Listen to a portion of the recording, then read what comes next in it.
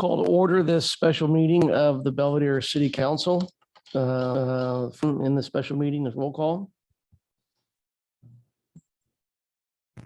Councilmember Cooper. Here. Councilmember Sin. Present. Mayor Lynch. Here. Vice Mayor Peter. Councilmember Chemnitzer. Thank you.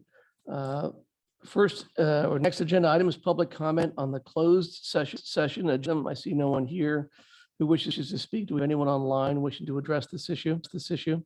Mayor Lynch, I see no hands raised. All right, close public comment, and we will adjourn to the closed session and return with any reports. How did the picture take? Oh, it's been nonstop. I ran and went for pee and come back in the car. I was so tired. I down, I couldn't come back.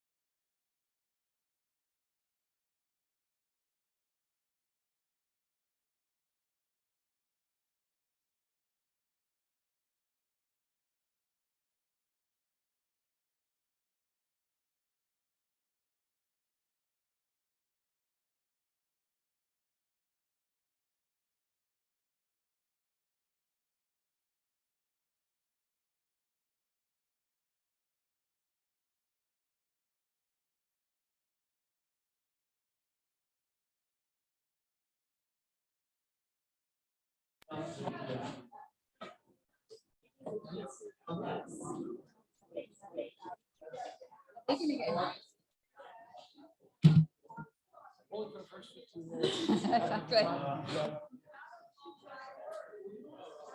I see.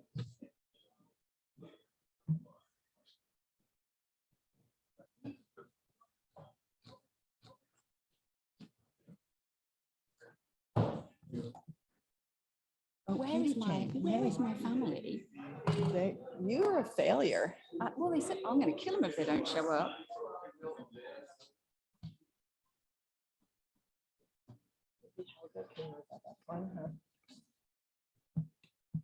Really looks good. Good evening. Good evening. Council has returned from closed session. We reconvene now in open session. There are no actions to report from the closed session. And with that, we turn to agenda item 7, reports and presentations. The first is 7A City Council reports. Do any of my have any reports they'd like to make?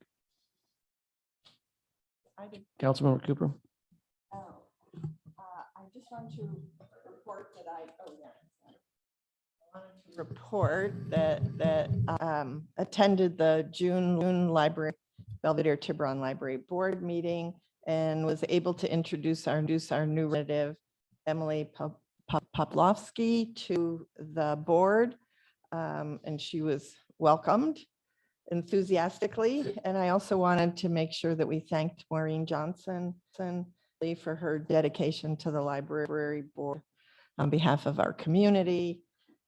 She's been a devoted volunteer for Belvedere for so many years. And luckily she's not here to hear me say, and now she's free to volunteer for something else. I don't think she'd appreciate that, but we won't keep her down. So thank you, Maureen, for all your years of service. Thank you, Councilmember Kimitzer. Yes, I want to report that last month I attended the Association of Bay Area Governments General Assembly as a representative of the council. Although it wasn't on the agenda, there was commenting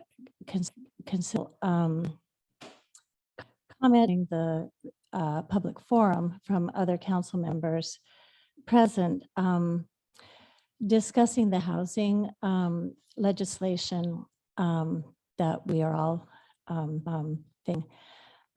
And I think there is generally a misunderstanding by many residents of the cities of California that the housing mandates are coming from the representative councils, whereas in fact, the legislation has effectively limited local control over these housing issues.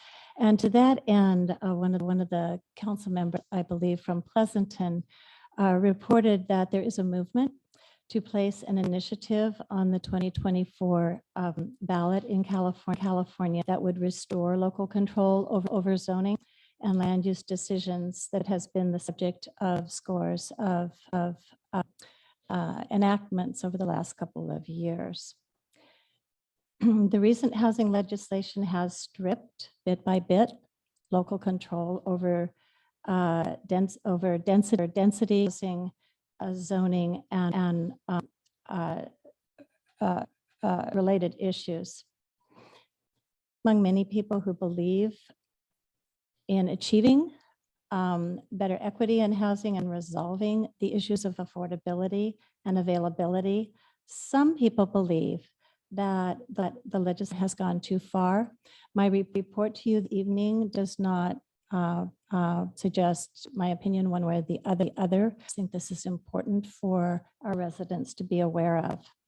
And I do not propose that this council take any official position. In fact, we are doing everything in our power as a council to comply with current laws to achieve a compliance certificate from HCD. If anyone is interested in finding out more about the possible referendum, there is a website, www.ourneighborvoices.com. And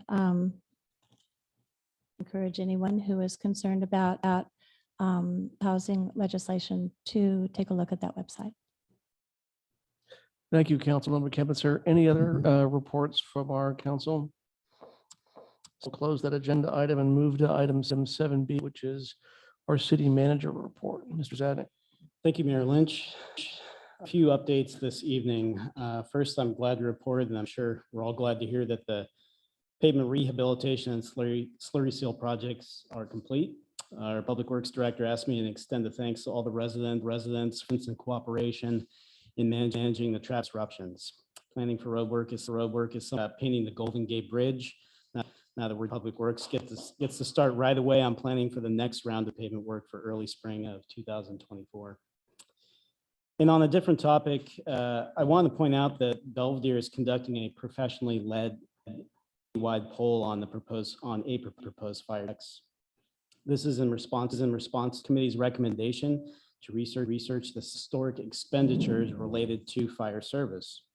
With the poll being active, I can't provide too much detail that could have been attributable sway to the poll results, but I will stress the point again that this is one of a much more thorough process that involves council collaboration and communication on how they want to approach this budget issue. This early survey is important because it will give us objective baseline data that will help us propose realistic solutions to the community. In addition to receiving a mailed invitation, Belvedere residents were emailed a link survey this afternoon. So I encourage all residents to take the survey, and I look forward to discussing the community at a later date this summer. That's all. Thank you, Mr. Zednik. Any questions? Is there any public comment on board? Anyone here? Please come forward, tell us your name and address.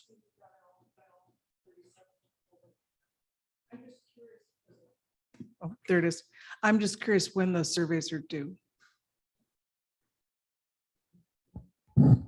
That's a good Zednik? question. The surveys are obviously we'd like you to take them as possible. I believe the polling survey this afternoon, if they could be completed by the end, that'd be great. There is going to be another lead effort with regard to texting the survey to residents and also phone calls as a follow-up, just to get us to that point where we have enough survey data.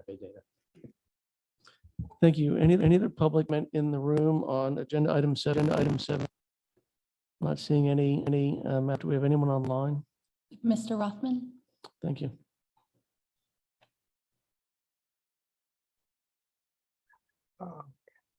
Can you hear me? Yes, we can. Thank you very much. I'm afraid that the city has put the cart before the horse with respect to this survey. Having looked at the survey with what I regard as an objective eye, I find that it's what's called a push poll. In that, for example, it suggests that there'll be free ambulance service if we double our fire tax. Indeed, the ambulance service isn't free now, and it won't be free later because we're billed by the paramedics and the fire department for ambulance service whenever that takes place, or our insurance companies are. In addition, it suggests that the equipment is antiquated, which there's been no evidence that it's antiquated at all. What this involves is a doubling of the parcel tax, and yet there's no justification provided in the survey, nor has the council at any time provided any justification for any increase. I'm telling you that this is almost it has the flavor of Measure D, in that the people are given a tax proposal without any justification whatsoever for why their taxes are going to be doubled. There's no mention of the total amount of money to be collected. And so the public are completely in the dark. As I say, to ask people to approve, to support a poll with a push poll that they will advocate doubling their taxes without giving them any, not reason one for doing so, is akin to what happened in a sense with Measure D, where even before the EIR was complete, the people were asked to approve a tax. This is not the way to proceed, and it's not the kind of communication that I think the city should be carrying out when the city itself has said that they must improve the communication with the public. Thank you very much. Thank you, Hoffman. Madam Clerk, do we have any other public comment on this agenda item? I see none. Thank you. We'll close public comment and to agenda item 7C, which is a progress update from the Communications Task Force. I believe we have Kevin Burke here to address that. Thank you, Mr.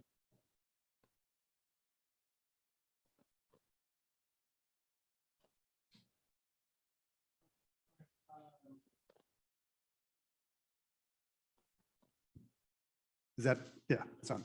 Okay.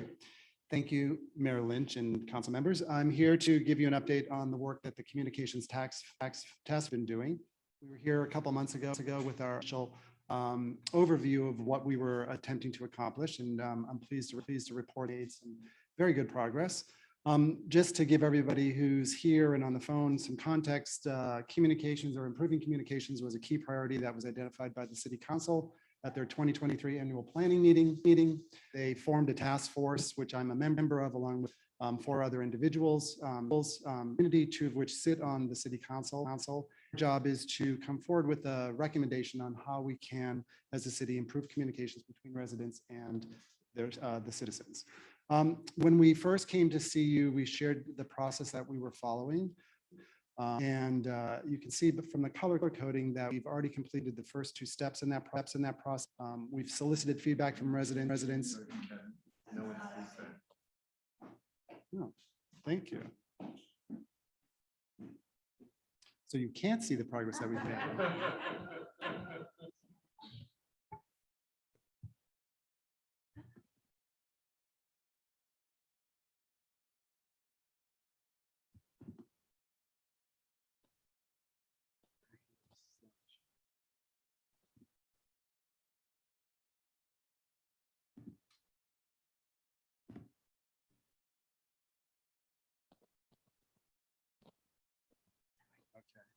So now you can see the process came and shared a couple months ago, and I'm pleased to report that we've completed the first 2 steps.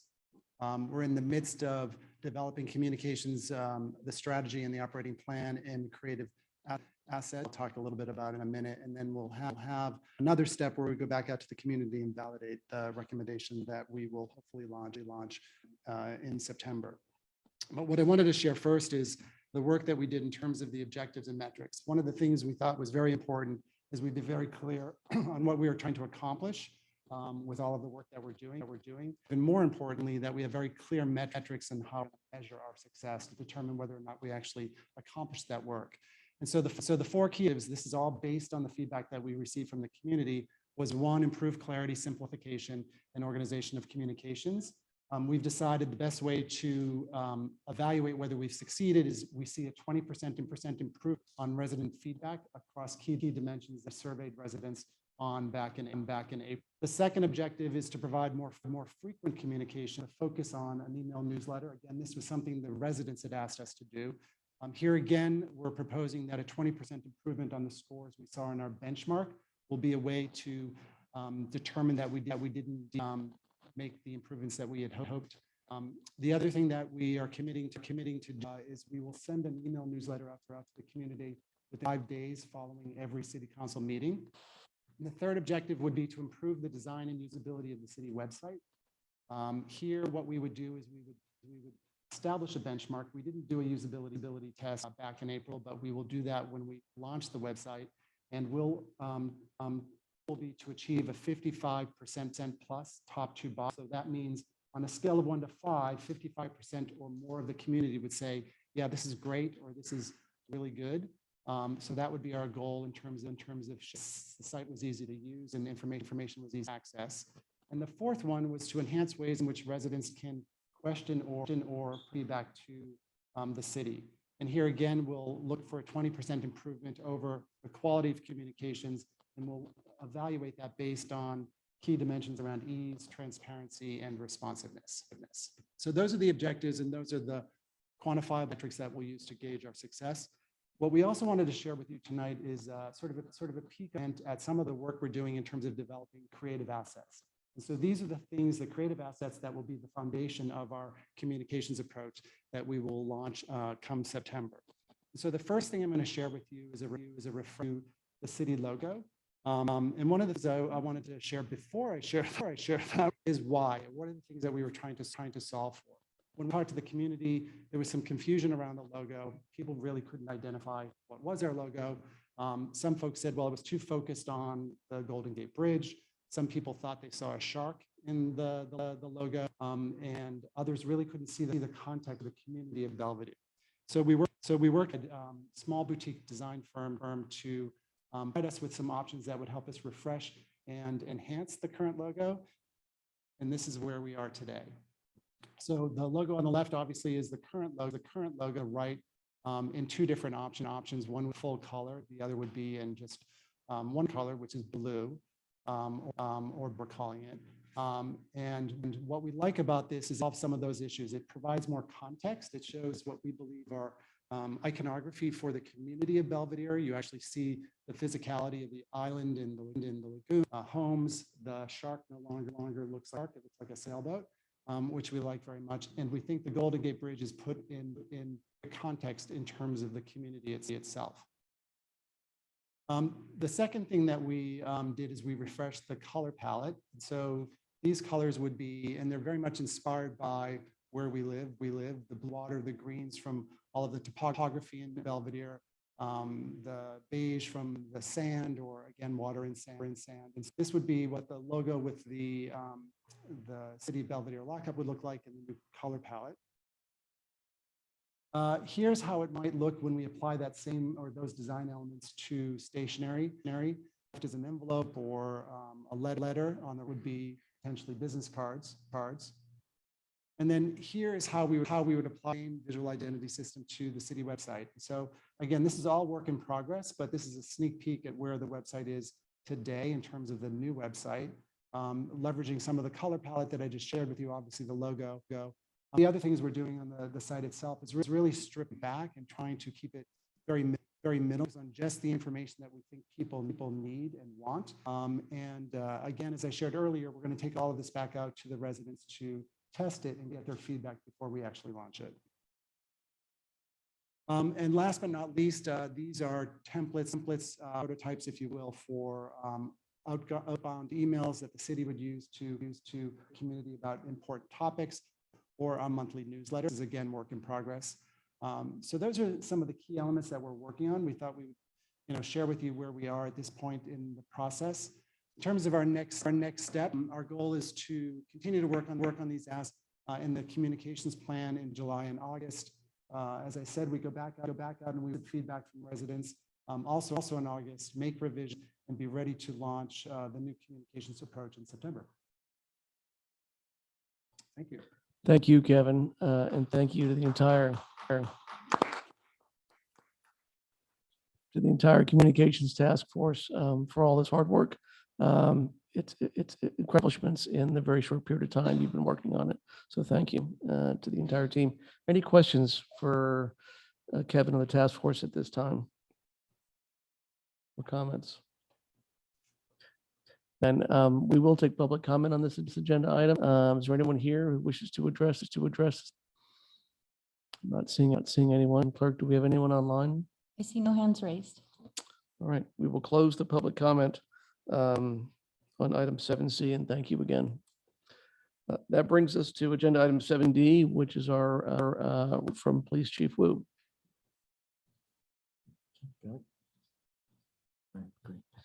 Good evening, Mayor Lynch and council members. Tonight, I'm pleased to present the Police Department's second quarter report for 2023. I always like to start off by saying that the hallmark of the police department is our unparalleled personalized service that allows residents to enjoy a very unique quality of life.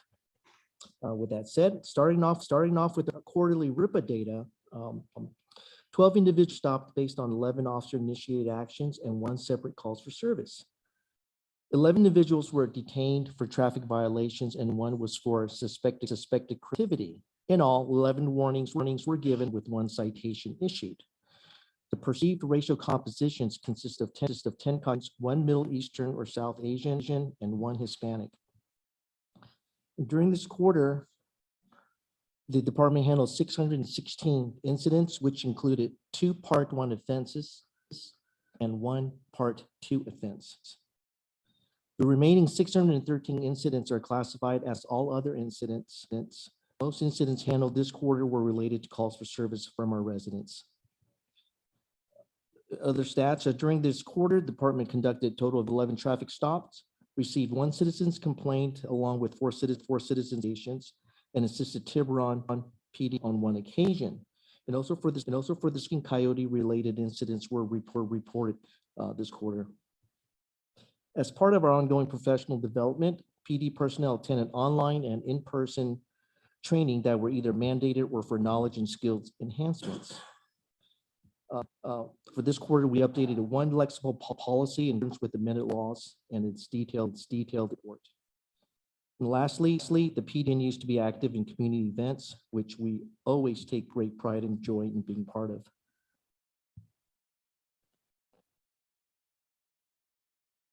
And this includes my report, and staff is available.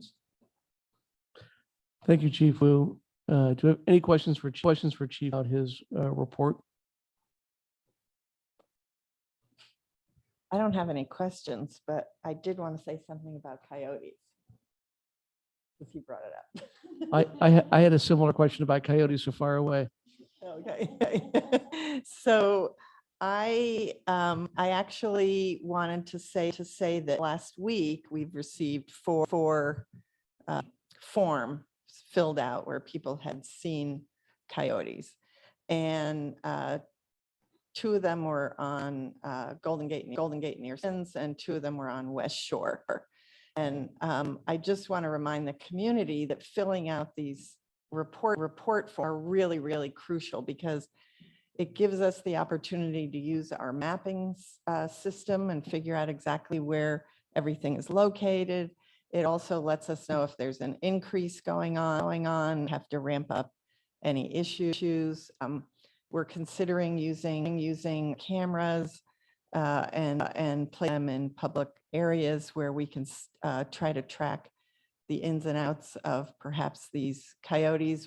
So far, people are only seeing 1 overall, 1 person seeing 2 together, but we've not heard of any huge groups. And I'm happy to see that Chief Wu's on top of everything. And we do have officers who could come out at any time and haze as necessary or follow up with anything needed, since our consultant Rick trained all the officers.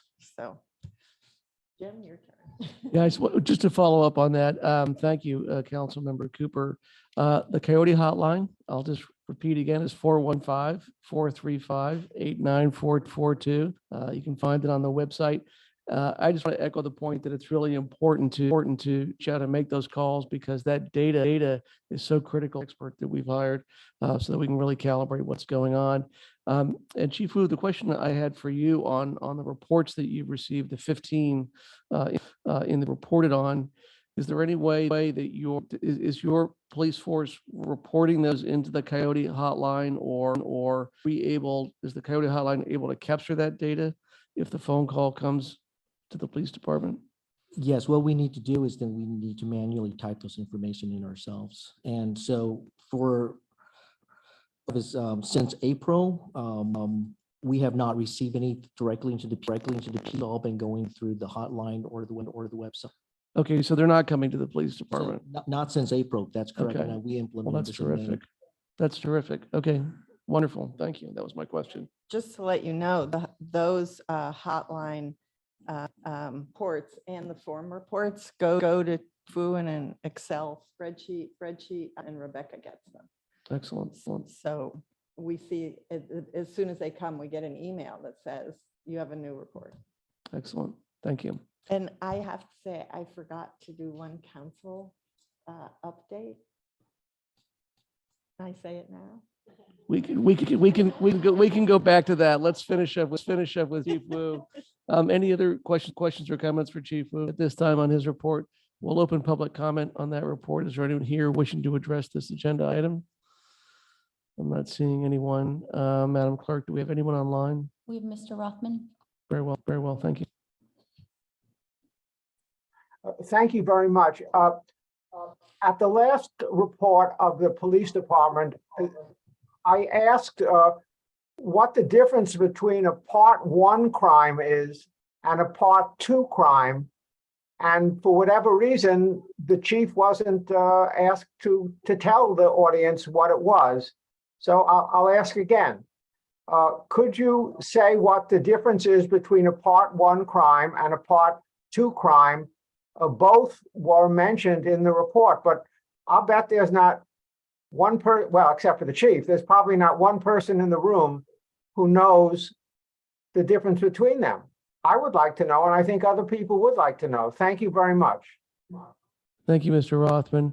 I want to follow up with Chief Wu on that point. Madam Clerk, do we have any other public comments? I see no other hands raised. Excellent. Let's close the public comment. And Chief Wu, briefly, your reports every quarter itemize example, right? All of the Part 1 and Part 2 offenses. Is there anything you have to add to that? Are those examples or are those exhaustive? Those are the lists. Okay. That's according to the FBI. All right. And Part 1 is generally considered more serious and Part 2? That's correct. All right. Thank you. Then I think your report covers it. Thank you. Thank you, Chief. We will close agenda item 7D and briefly will reopen agenda item 7A, City Council reports. Councilmember Cooper. I would like that Mayor Jim Lynch and I will be holding a city council on July 20th, day in the Belvedere Community Center at 5 p.m. for about an hour. And we're open to having people come and talk about any issue, and we will highlight the council goals that we've had this year, plus housing, of course. So everyone's welcome. Say July 20th, 5 p.m. downstairs. Thank you, Councilmember Cooper. I will once again open that item for public comment. Anyone here wish to that comment? Seeing anyone? Madam Clerk? Mayor Lynch, I see none. Excellent. We will again, council member reports, agenda item 7A. Thank you, everyone. And we move to agenda item 8, which is the consent calendar. The consent calendar is described on the and both the nature and the agenda items underneath it. And we begin with public comment from anyone who wishes to address any of the itemized consent calendar items. Is there anyone in the room here who wishes to address any of those items? And we're driving people out of the room with the consent calendar. Madam Clerk, is there anyone online wishing to address agenda item? There are no hands raised. All right, thank you. I will close public comment on the consent calendar and bring it to council. Is there anyone on council who wishes to remove from the consent agenda any item? Seeing none, and I will entertain a motion. Councilmember Cooper. I move that we adopt the consent calendar items A, B, and C. Second. Thank you, Councilmember Cooper and Councilmember Kennitzer. We'll vote now. All over aye. Aye. Aye. And any opposed? Thank you. It passes unanimously. And we move now to agenda item 9A, which is Consideration of impossible decision on an appeal of the Planning Commission's approval of Golden Gate Avenue Planning and Construction Project. And do we have a staff report?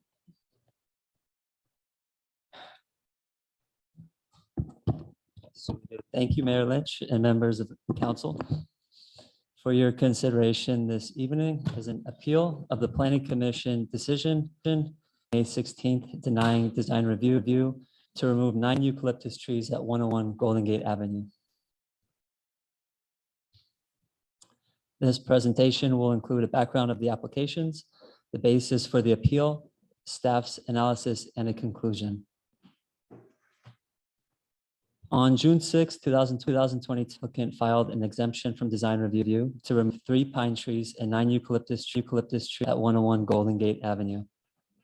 The arborist, Arbor Science, conducted a report on the 12 trees, stating the pines should be removed as they were infected with pitch pine canker, and the eucalyptus trees should be removed to reduce fire hazard and promote road access. The planning and building director, Irene Borba, indicated that the pine trees could be removed due to their declining health, but that removing the 9 eucalyptus trees would require design review.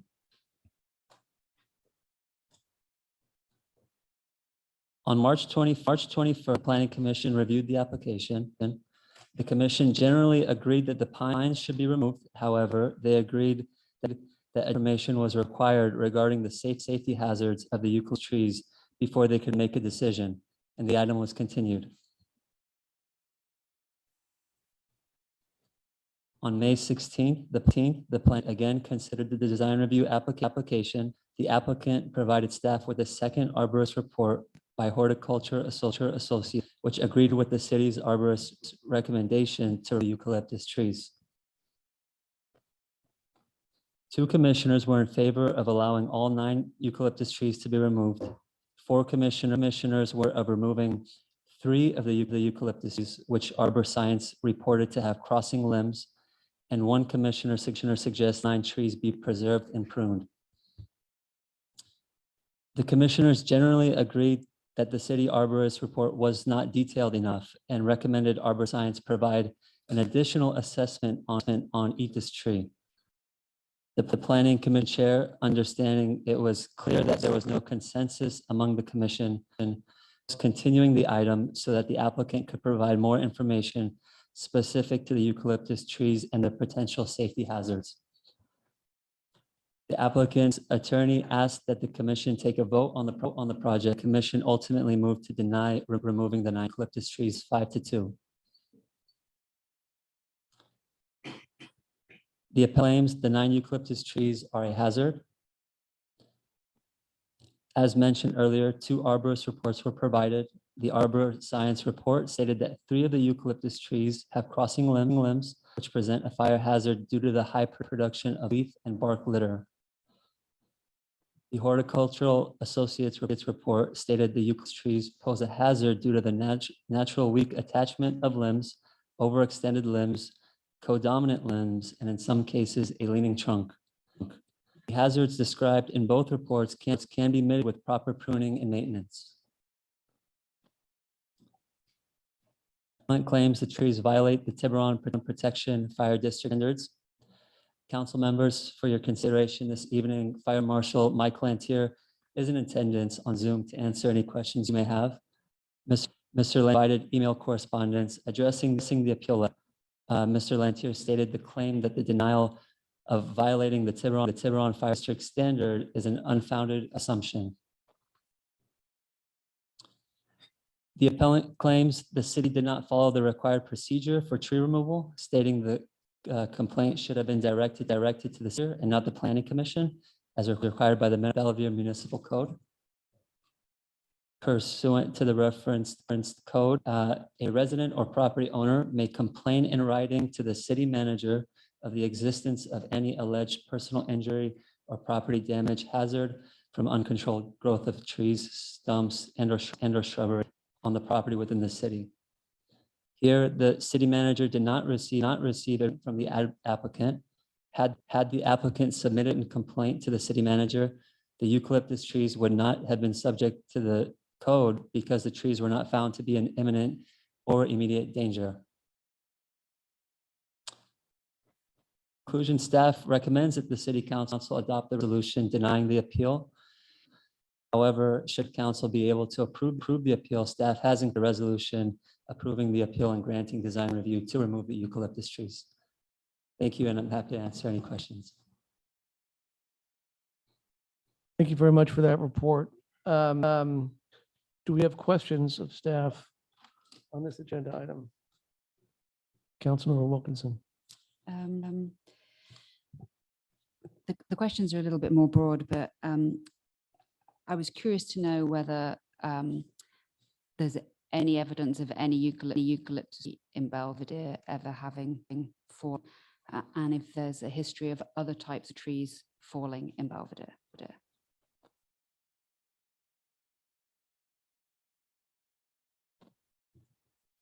Councilmember Wilkinson, I don't know the answer to that, but Rebecca. I don't either. I might, our public works director, who they typically deal with fallen trees, or maybe Robert can chime in as well. I can't think of any in my time here in from about 2015 that have fallen, but maybe Robert can remember. Yeah, eucalyptus trees specifically, I know those come to memory within the last 6 or 7 years. Belvedere, we have had other trees go down Belvedere, typically surrounding a serious rain event. Soil softens up, and that tree that has improper growth, where it's leaning heavily, or just has poor balance, I should say, doesn't hold up in those conditions. In most cases, they don't come down dramatically. I've seen they slowly lean over, cable will fall onto a structure, but they're blocking the road. The fire department does a great job in cleaning those up for us, I'll add. Okay, and then the second question I had was, the city removed 2 eucalyptus trees in that location. Why were those removed?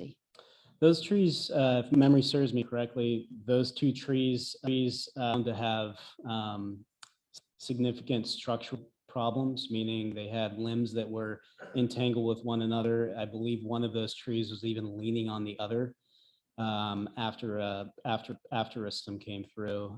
Those 2 trees were found to be on Belvedere property, or I should say at least in the public right of way.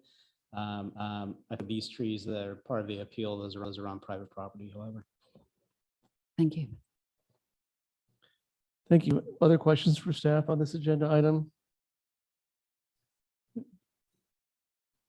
Councilmember Kemser.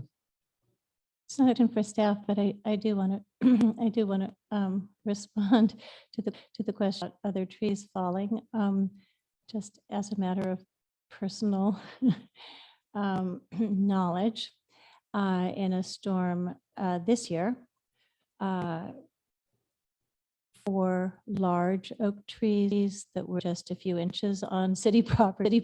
Our property came down in a dramatic way. We're about 10 houses from the subject property.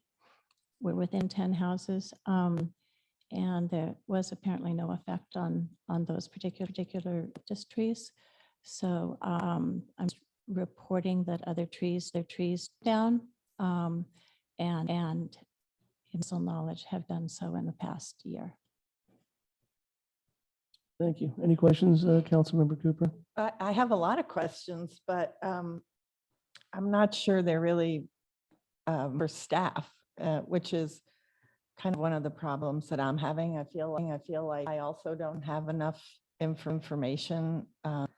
And I know we received 2 additional reports from the other arborist, I forget the name of, horticultural associate.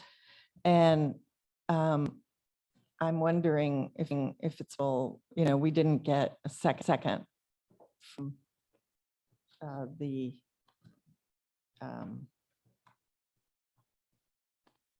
you remember what it's called?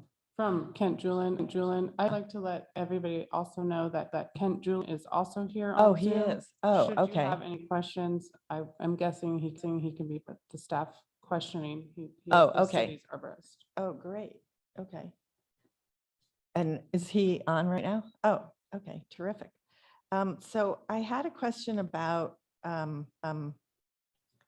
what about these trees present a fire hazard at this time? And are they failing, or are they, do they have a lot of dead branches? And I just wondered if they're more danger, like what them a fire hazard versus other trees on the island at this moment. Okay, so this is Ken Julin here. I used to work for the Marin County Fire Department as the county forester, and the question of large trees near roads has come up a bunch. And for instance, in Bolinas, when we had those big winds in Bolinas, some eucalyptus trees fell across Mesa Road and closed that road for 2 whole days. And they worked 24 hours a day to clean it up. And because these trees are so large, it's not like just a regular tree company can come and clean them up quickly. So it involves a lot of work. And I'm not getting to the fire hazard part, but that's important too, and I will. But I think the most important thing is if these trees were to fall across the road, residents would not be able to use those roads, either of those roads, and could be trapped. Say there was a north wind event like the Oakland Hills event, and there's a potential where there's strong winds that could knock trees over and trap people. I think it'd be much more suitable for that location to have shorter trees like oak trees that would be planted away from the edge of the roads and would not fall across the road. So as the trees are now, in terms of fire danger, that is created by the fallen leaves and branches and bark that accumulates on the ground. And if that is cleaned up regularly, then it does not represent a fire hazard. There are no low limbs or shrubbery beneath these eucalyptus trees, so there are no ladder fuels that could carry a fire up to the tops of the trees. So as they stand now, as from the last time I looked at the trees, I don't think it's really a huge fire hazard if it's maintained. Thank you. And since you mentioned planting other trees, I noticed that underneath these trees, there's no growth of anything.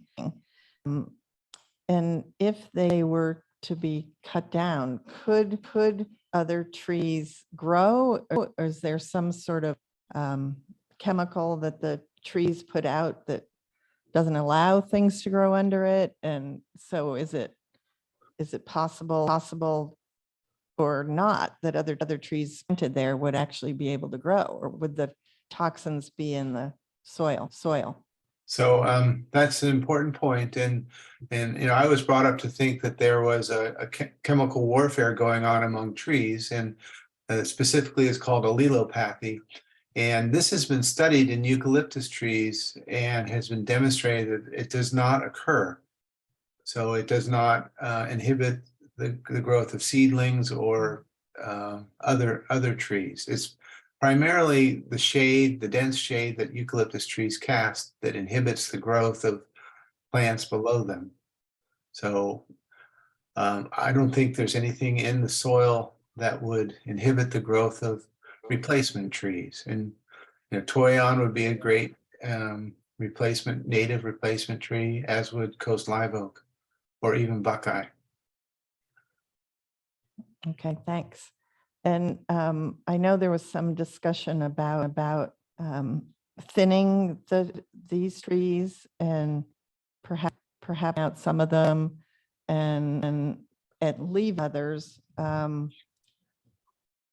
was a mention in one of the horticulture reports that sort of interesting. He wrote that this group of trees functions in many ways as a tree. I don't know if you agree with that. They adopt it as a grove and they protect each other, from the full force of storms and winds, and that their roots are intertwined as well as their cellular structure, which has formed relationship to the adjacent.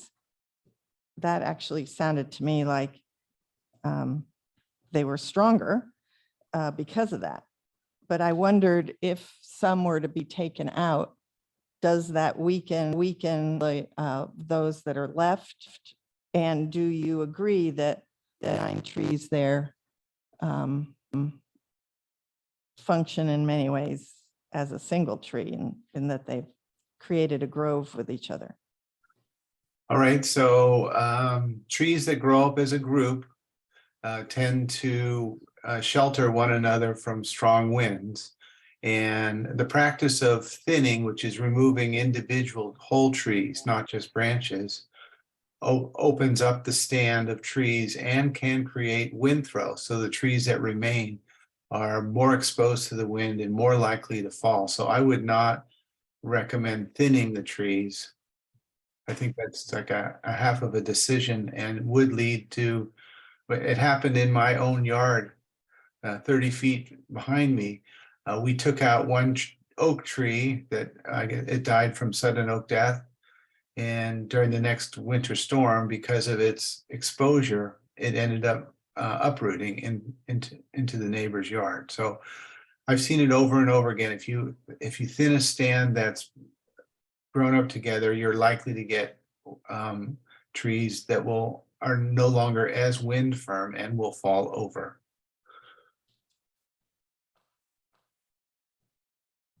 Can I, yeah, sorry, go ahead. can I follow up on that question, Mr. Doolin?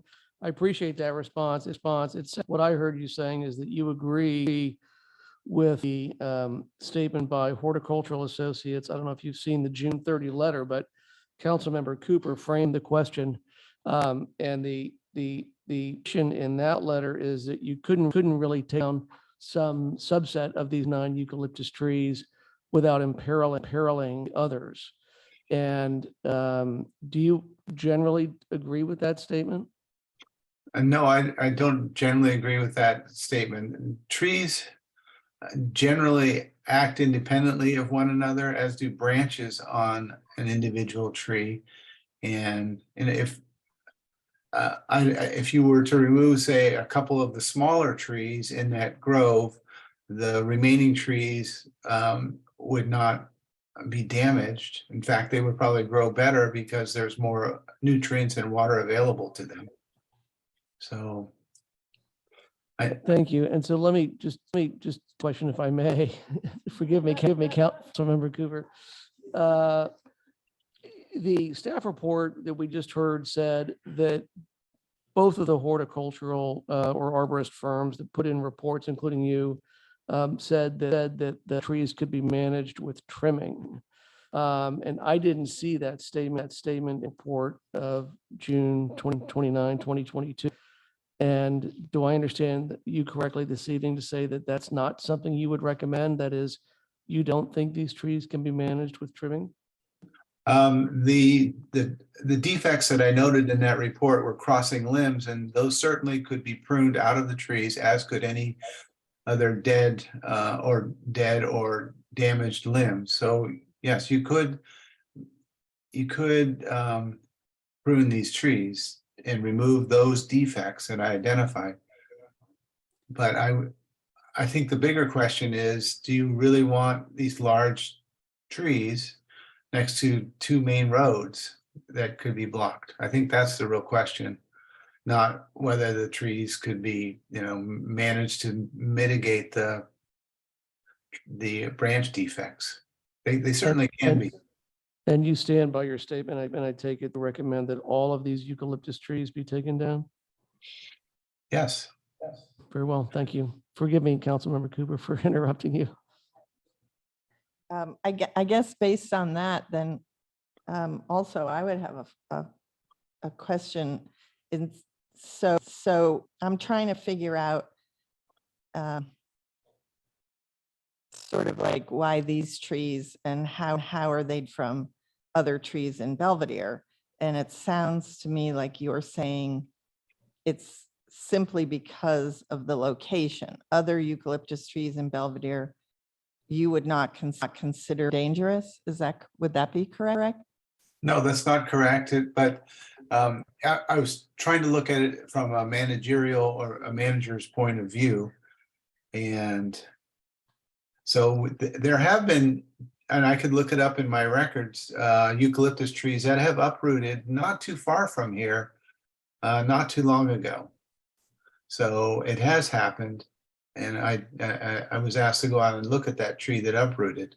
And I don't remember the exact address. I think it was downslope of, and maybe Rebecca remembers, of Belvedere Avenue next to a carport. So no, not, there are lots of trees in Belvedere. I just think this group is probably not worth keeping unless you want to manage the road closures. Can I ask a follow-up question there? So are you essentially asserting that any trees in Belvedere that are large, interlocking, near roads should be removed? No, I don't. There are lots of tall trees in Belvedere. But how do these, I'm struggling to see how you're differentiating these trees from any others that meet those criteria. I don't know. These are very tall and very heavy trees. And I've learned from personal experience that you put a eucalyptus log in San Francisco Bay and it sinks. It's so heavy, it sinks. It does not float. These are massive, heavy trees. And I just don't think that you know, this is up to the, of course, you're the decision makers here. And when we assess risk, we decide, you know, we balance the likelihood that the trees are going to fall. And I think they would only fall during extreme weather events. So it's probably a low failure risk for these trees. And maybe they should, I think that managing these trees is a mistake. They're only going to get larger and they will continue to present this same problem of being near a road and very tall and likely to fall in a winter storm.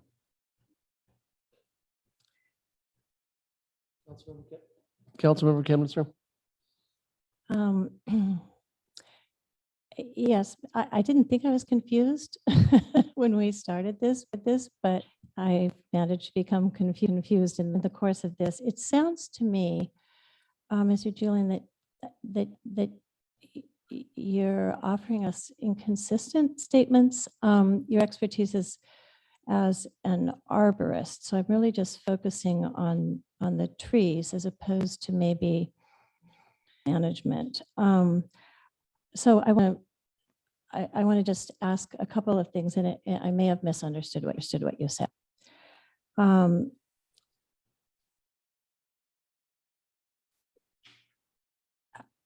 Did you?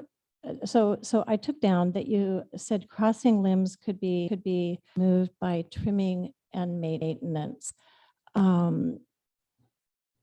Did I get that right? Yes, that's correct. Okay, and I thought you then said that these are a low failure risk. There is a low failure risk from these particular trees? Yes, even the typical assignment I get for Belvedere is to look at a tree and for trees that present high failure risks, you know, I recommend their removal. This is a choice of a fire-prone tree growing right near a road, and I just don't think it's the right group of trees for this spot. But that's a professional opinion. So I'm trying to sort out the two different hazards you presented in your report: fire on the one hand, and limb failure on the other, or having the tree fall on the do the crossing limbs create any additional fire risk? No, they don't create any additional fire risk unless the limbs no, you don't have above ground utilities there, so no. Crossing limbs don't present a fire risk. It's about maintenance of the understory of that grove of trees. Maintenance of the understory or the overstory? Maintenance of the ground and the things that fall onto the ground, the understory. So the leaves, the branches, the bark.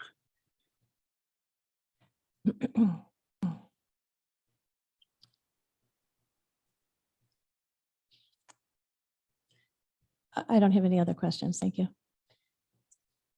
Councilmember Wilkinson. I'm sorry to keep jumping in. You said that Mike Lantier is on the line, no? Yes.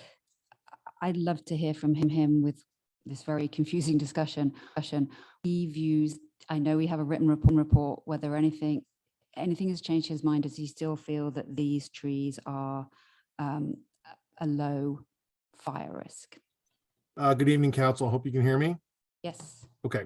I wanted to make sure that we didn't set a precedence that fire hazard species like eucalyptus are going to be removed from Belvedere just for the fact that they're a fire hazardous species. We're not a wildland urban interface. We're a non-wildland urban interface on Belvedere. And so therefore it's a strong should consider removal. And it's not a shall statement like on the other side of Paradise Drive in Tiburon. So what I gathered from both reports is that the fire hazard potential exists on these eucalyptus trees due to maintenance. And so I agree with Dr. Julian, pardon me, and that there are no low limbs. We do have some maintenance and upkeep to continue, but so I don't directly look at them and say they're a hazard. If we mitigate that through some action by the property owners, et cetera, I think we can rule out the term fire hazard. Now, I do agree that Dr. Julian doesn't like the location as it relates to some major roadways.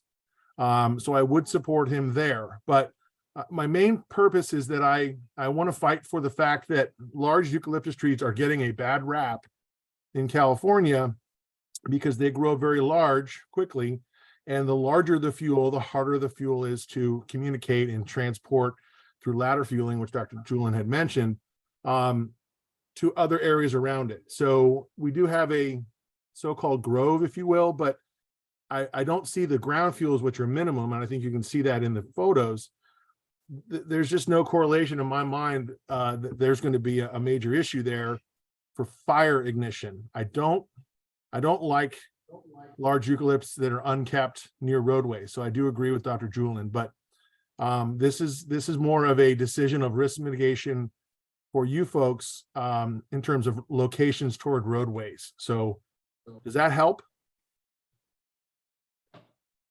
Yes, thank you. Any other questions of staff at this time? I have just a couple more. Mr. Zadig, the question was, why did the city two eucalyptus trees that were in the right of way that are near that grove that we're talking about?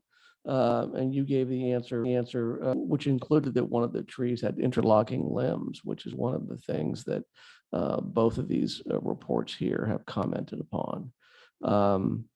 Did we get an arborist report? Did the city get an report before deciding to remove those two trees from the right of way? My recollection that they didn't contact Kent in this case, but did have a professional tree service come out and make an evaluation of those two trees.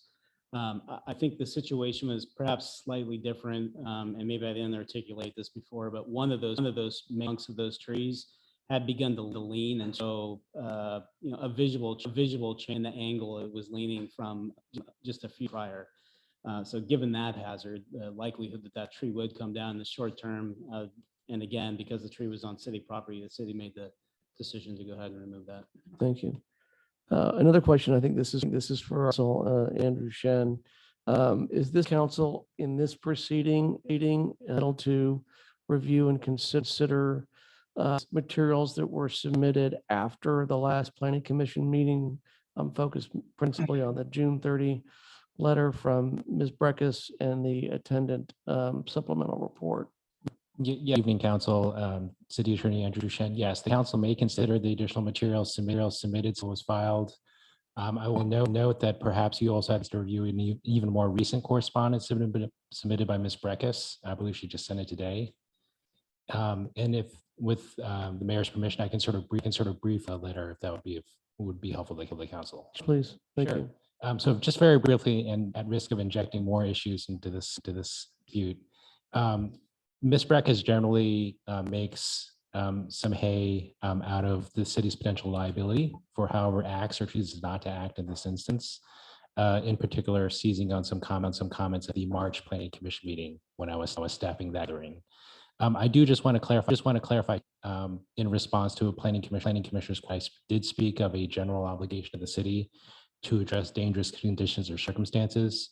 That is a sort of general statement that I was attempting to make and should not be construed or understood to mean that the city would automatically be liable for any potential consequences that come out of the situation, which hopefully do not come to pass.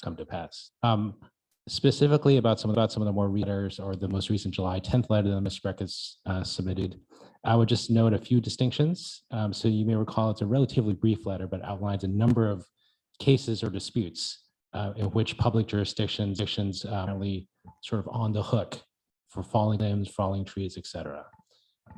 I'll note a few things about those cases.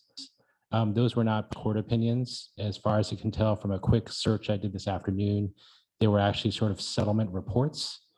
So for those of you who haven't been in the legal field, there are occasional or monthly issues of here all this received, in the month of Marin or San Francisco, here's all the jury verdicts, the recounting of settlements involving falling trees or trees.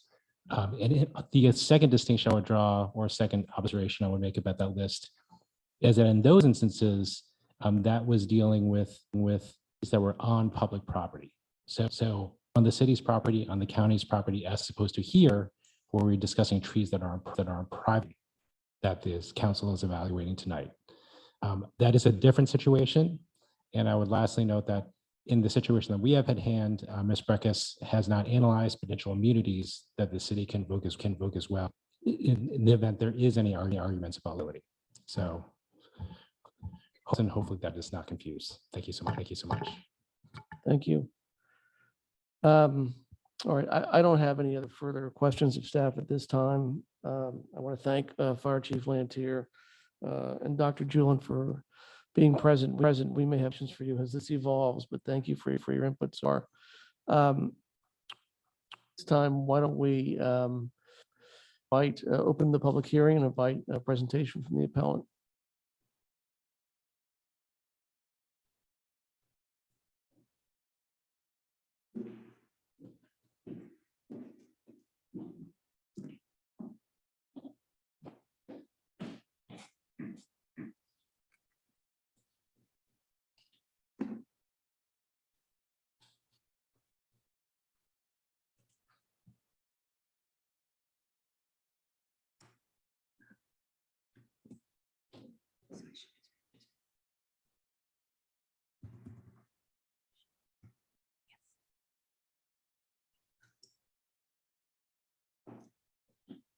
Good evening, Mayor Lynch and members of the City Council. Elizabeth Breckus on behalf of the appellants. Good evening.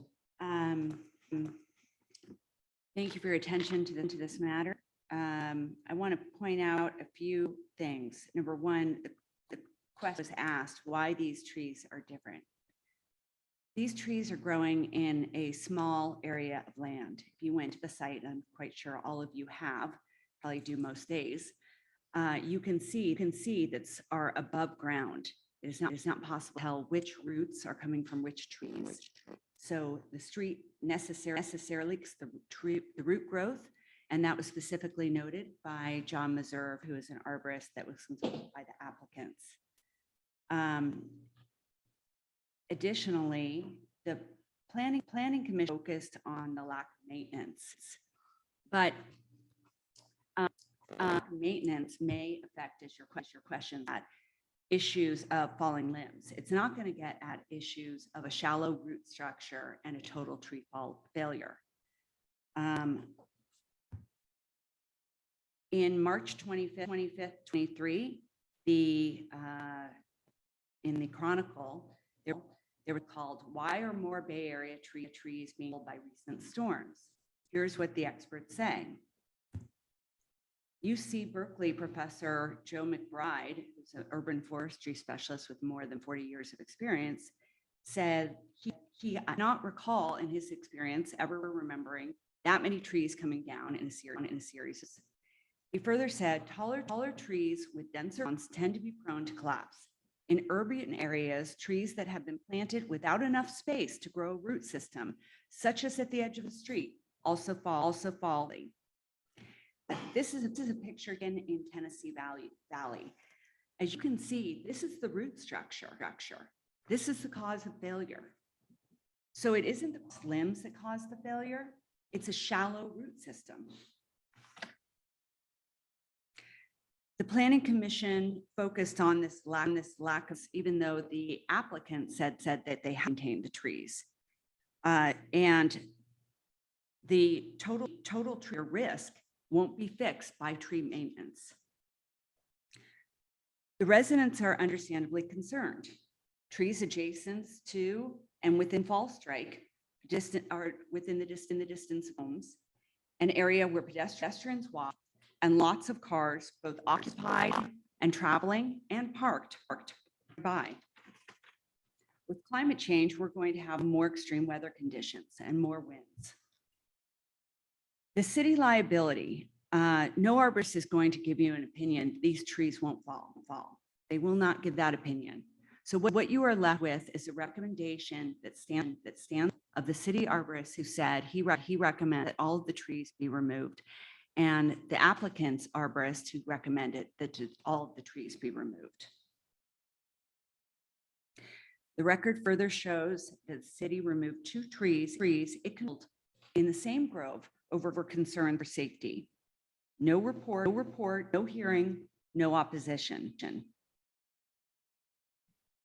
The 2 hearings where the Planning Commission heard this item demonstrated their attachment to the trees. And I understand that you don't want to set up means that every eucalyptus gets to go down. It makes sense to me that you're giving this matter consideration. However, they're not opining as to the safety of eucalyptuses in every property on the city. They're opining as to these particular eucalyptus, and they're recommending a removal.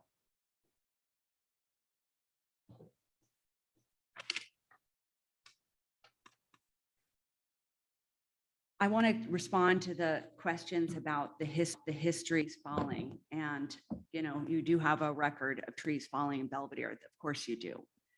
But the fact that nobody can recall a eucalyptus falling in the last 5 or 6 years is just not evidence that there won't be tree failure in the future. I was a little confused by the fact that Julian did agree with John Meserve about whether these trees could be selectively removed. And I don't recall any of these trees being particularly smaller, such that some of them could be thinned out and the rest will thrive. In fact, the diameter of the trees is very close. If you look at the diameter noted by John Meserve, I think that the evidence is that these trees function as a grove. And if you look at the roots above ground, it's impossible to tell where the roots are coming from and which roots are above ground versus which ones are digging a little deeper. I'd like to point out, I should listen to the last Planning Commission hearings. And so you heard from the residents and the neighbors, and I think they will speak. Unfortunately, one of them was not able to make it, so she sent a late in. I'm hoping, I know my client, who's one of the appellants, is going to speak at public comment and explain concern about liability and risk and just moral responsibility with respect to these trees and the risk that she thinks they pose, both to her family and to others. But residents are concerned with these trees. This is not a view claim. This is about the safety of these trees. And I think that has to give way to the aesthetic. It's a prominent intersection, and I do appreciate that. I think that something beautiful could be planted there, and the applicant is open to planting something that would be robust and beautiful for the next generation of people. These trees for aesthetics is the wrong decision, particularly in light of the safety risk and the experts who have opined about that risk. I'm here if you have any questions. Thank you. Does anyone have questions for Ms. Preckus? I'm sorry, hang on a second. We might still, Councilmember Kevin. Sorry.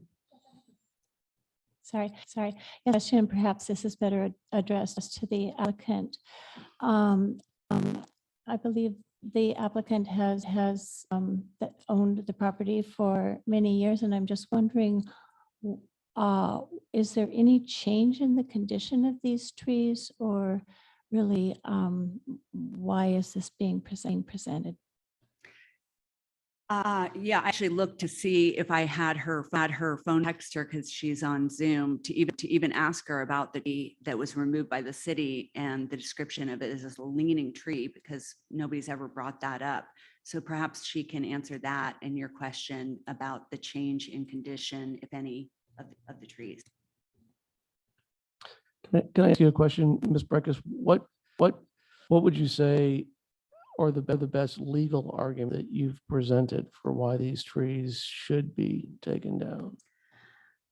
I don't even know if it's really a legal argument. It's just that, I think it is a concern, and I would be certainly concerned if I was feeling like I was at risk of a wrongful death property claim. I mean, it's not a personal injury attorney, but it just seems likely that if somebody died or somebody had extreme injury, they would sue everybody involved, and that would include who refused to allow these trees to be removed. But separate from the legal issue, I almost think you could set that aside. I would make the decisions to arborists are recommending removal. Now, I appreciate that Belvedere takes a position that some of the data on the Tiburon Fire Department's website about fire hazard doesn't apply to it, but that's there. Don't have trees within 30 feet of structure, and this grove is. But again, you got to have your own views about fire tolerance you're willing to accept there.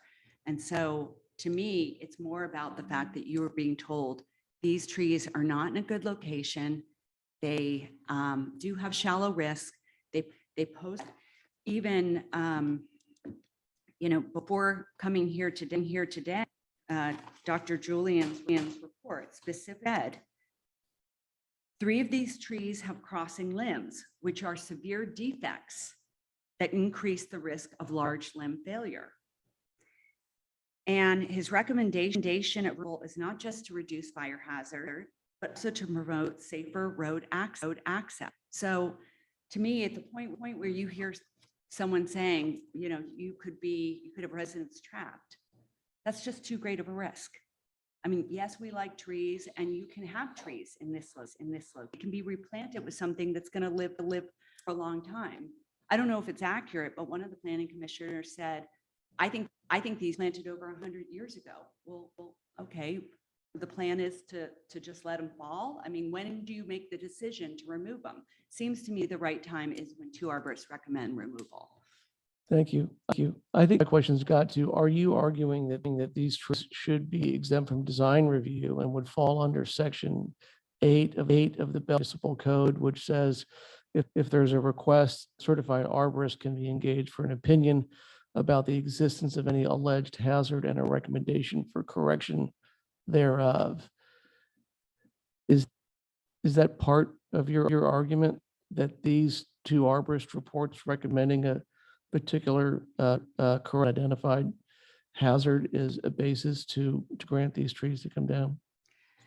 What you just quoted, I don't have exactly in my mind right now. I know that the procedure described on the city's website seems different than what we've followed here through 2 planning commission approval or denials, and now to an appeal. So it's a little crazy to send us back to a city manager. But I think my client, I should say the applicant, because the applicant was Geneva Michaelchuk, who originally agreed to spearhead this through before she got with studies and was not able to attend, but she got directed to apply in this way. What I was trying to point out in my letter is city website suggests a different procedure and it wasn't followed. And I think, she didn't have an attorney when she first pursued, was told to, but it does seem like the procedure should be today from the emotional attachment that the community might have about trees and put it into the focus of an expert report and a staff decision, which was already made with respect to 2 of these trees in this grove. Thank you. That's very helpful. Thank you. We'll now open up for public comment. Mr. Campbell.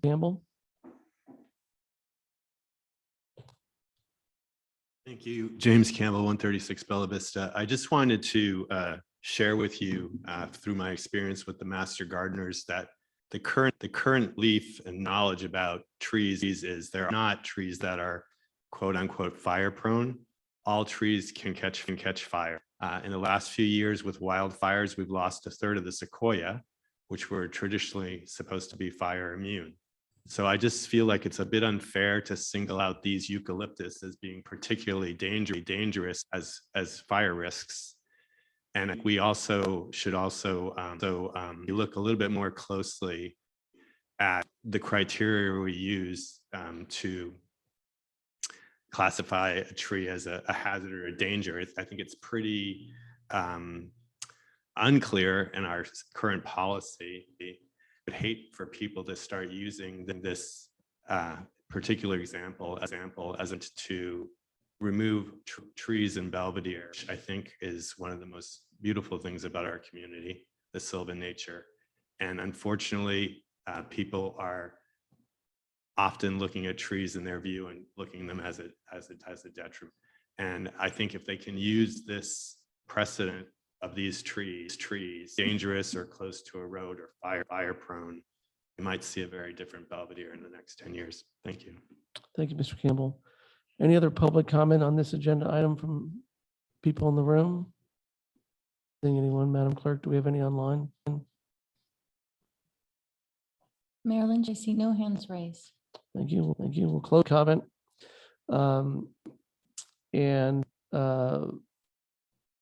Any council have questions of staff at this point? After the public comment and presentation by the appellant, Councilmember Cooper. One question I had that I neglected to ask earlier is I know there was planned for landscaping to come in that the applicant put in. I think there were 3 oak trees and some toyon and something else. I just wondered what happens to the stumps if they were to come down? How would you replant is there a plan for what would happen with all the tree stumps? Has that been discussed? I'm afraid I don't know the answer to that.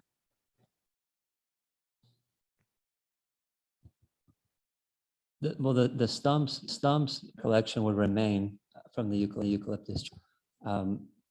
The procedure would be the planning commission chair would review the proposed plantings and then decide to approve those. After that, I don't know what if the trees that were planted were to fail or what the result would be of the plant after that. I don't know. Yeah, so I watched the planning commission hearings and it was recommended by the arborist that the tree stumps stay for soil stabilization. And then planting plan, it would be a condition of approval that would in for a landscape plan to be developed and we would enforce it through that. So there would have to be some kind of follow-up landscaping plan in any case. Okay. Yeah. I don't really understand that because if all of the stumps with their root structures, where is there space to plant new trees? That's a good question.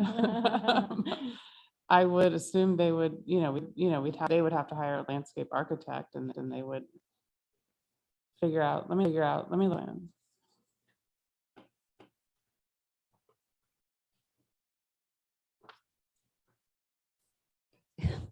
Can you pull back up the original image of that site?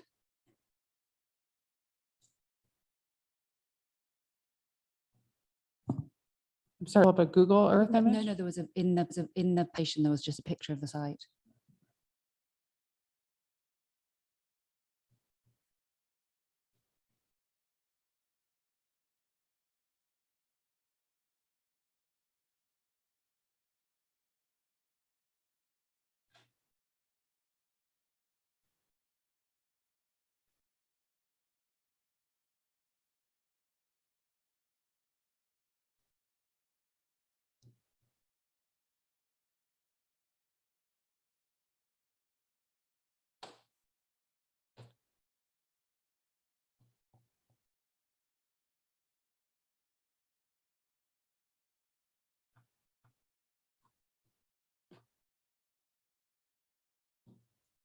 Councilmember Wilk, is this the image you're?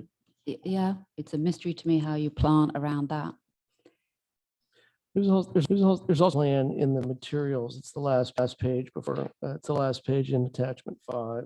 And I know typically when we have at the planning commission level approved tree removals, we've allowed for the replacement trees to be maybe planted not exactly where the removal was. So in this case, it looks like there's ample room to the left of those tree trunks. And I'm looking at the site plan and it does look like property. Well, you might not be able to plant exactly where those stumps are. It does look like there is room for trees.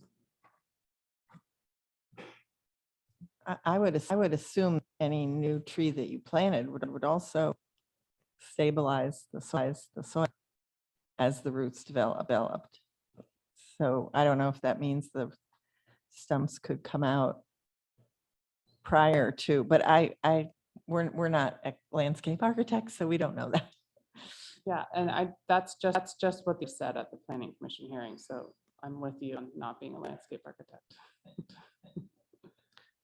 Any other questions of staff at this time? All right, seeing none, I'll return to Ms. Breckus for another presentation by the appellant rebuttal for 5 minutes if you have anything to add, or you can pass.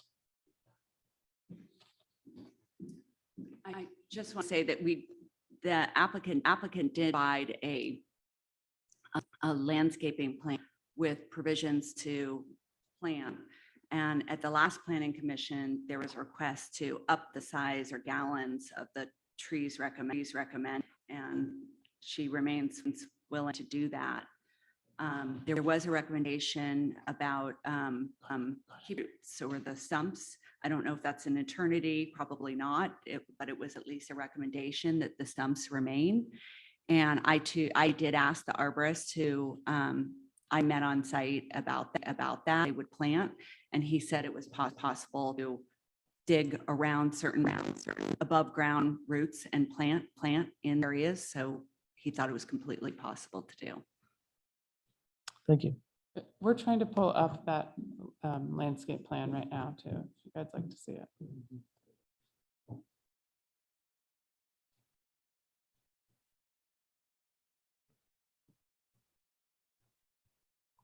And on this page, the red dots in the bottommost portion depict the 2 trees that were in the city right of way and that were taken down. Or is this the planting proposal? This is the planting proposal. Those 2 would be, were part of the proposed planting. The 2 red dots at the Thank you. bottom of the screen.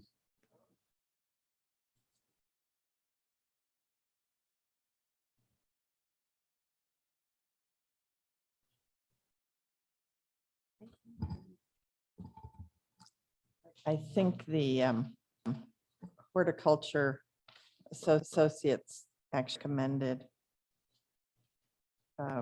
36 to 48 inch box replacement trees. Yeah, I think if we got to that of the discussion, we should have a debate about what trees should be replaced and what their size should be. I think the threshold that they should come down, and if so, be replaced, what and what size. Well, It would be helpful to our discussion to leave the last item up, I think. Just so we can answer the site. Thank you very much.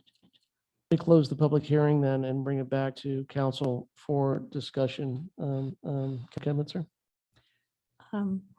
Yeah, I can go ahead and start. I want to thank all of the presenters, including Ms. Breckus and the arborist and the fire marshal for being here tonight. It's a fairly complicated appeal, and the comments I've heard tonight definitely inform my view. This is a highly unusual application to remove not one, but an entire grove of mature trees. I'm very familiar with the site and because I live quite close. And but I returned to look at it both from Belvedere and Golden Gate to think this through. The trees are in public view. I also reviewed pertinent portions of the Planning Commission hearings and portions of our general plan, which informs both of the policy and the granular decision-making of the. So I started with the general plan and noted these comments. Belvedere Island is the oldest history of Belvedere. The island is characterized by its dense, mature vegetation and narrow, winding streets.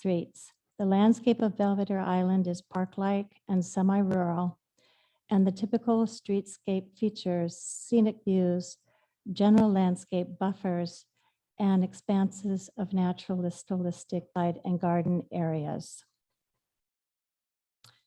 In the policy section, among the policies, land use element of our general plan is to preserve the special and unique sense of place of Belvedere, while allowing changes that would enhance the community.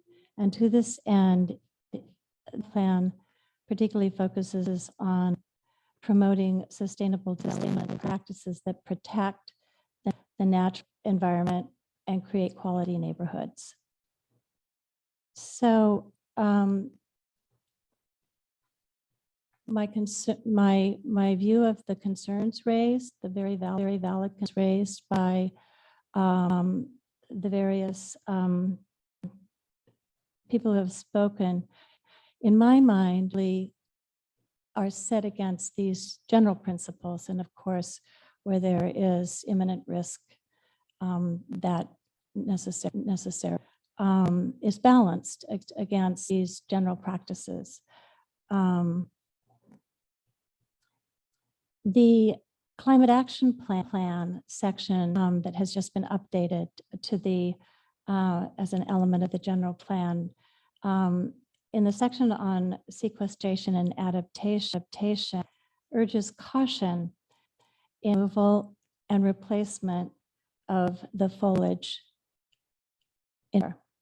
not just for aesthetic reasons, but for purposes of sustainability, which we are trying to achieve. So again, my balancing of the risks and benefits here is set against these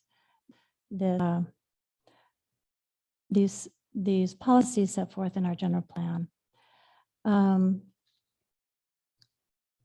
Mature trees are a common characteristic of the island. I believe Mr. Campbell and others have noted. But we really have to think about this grove of trees in the context of Belvedere, which is characteristically lush with vegetation. So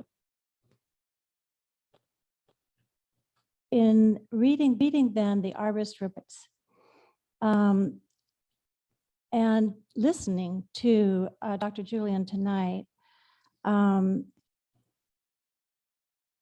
it seems to me that we are being advised that proper maintenance of these trees could solve a great deal of the risk that we might be looking at here. Obviously, any risk is not zero. It's a balancing act. But I was influenced by Arbor Science's view tonight that now, given the recent cleanup of the leaf litter, he indicated that the grove is not a huge fire hazard if maintained. I asked him about that. He's crossing limbs could be removed by trimming and maintenance, and that there is a low fire risk from these trees. So he seems to be tempering his previous view that they should necessarily be removed. I didn't see in the arborist reports the strong view that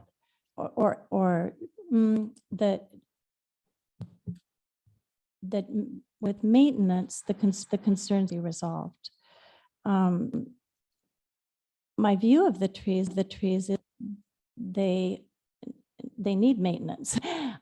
This is an issue on private property. It's not something we have any control over, but it's just from viewing them, it seems that there's a lot of deferred maintenance in those trees. I didn't get an answer to my question, why now? Public records indicate that this property was last transferred over 20 years ago, and the planning planners can correct me if I'm wrong, but I haven't seen this come before us at any time in the past. It sounds like this is the first time, so I'm quite sure why we're seeing it now. Any tree has potential to lose a limb or greater if not properly maintained, but that doesn't mean we chop every single tree. This group of mature trees certainly could involve some failure in the future. But as I mentioned earlier, when it came up, public property a few inches outside of our private property line lost 4 enormous oak trees in the storms of this past year.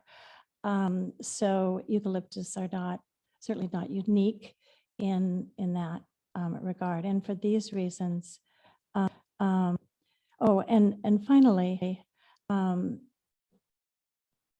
fire hazard very, very seriously. And so I really parsed out the language of our fire marshal, and for whom we have great respect and frequently rely on, Mike Lantier. He often recommends removing trees. Here, he has not. And the statements that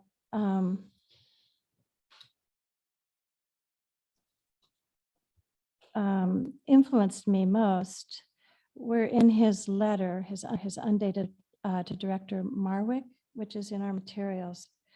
In the appeal letter by the applicant's legal counsel, the 4th sentence states that trees violate the Tiburon Fire District standards. If that were correct, I would have concern about, but he then states, quote, "This is an unfounded assumption. I do not find these trees to be an imminent fire hazard due to their health." And he says the common theme of both arborist reports is the lack of maintenance and care these trees have received in their current condition. So it does seem to me the private property owner does need to invest in some maintenance of these trees. But I would deny the appeal. Thank you, Councilmember Wilkinson. Councilmember Cooper, if you prefer.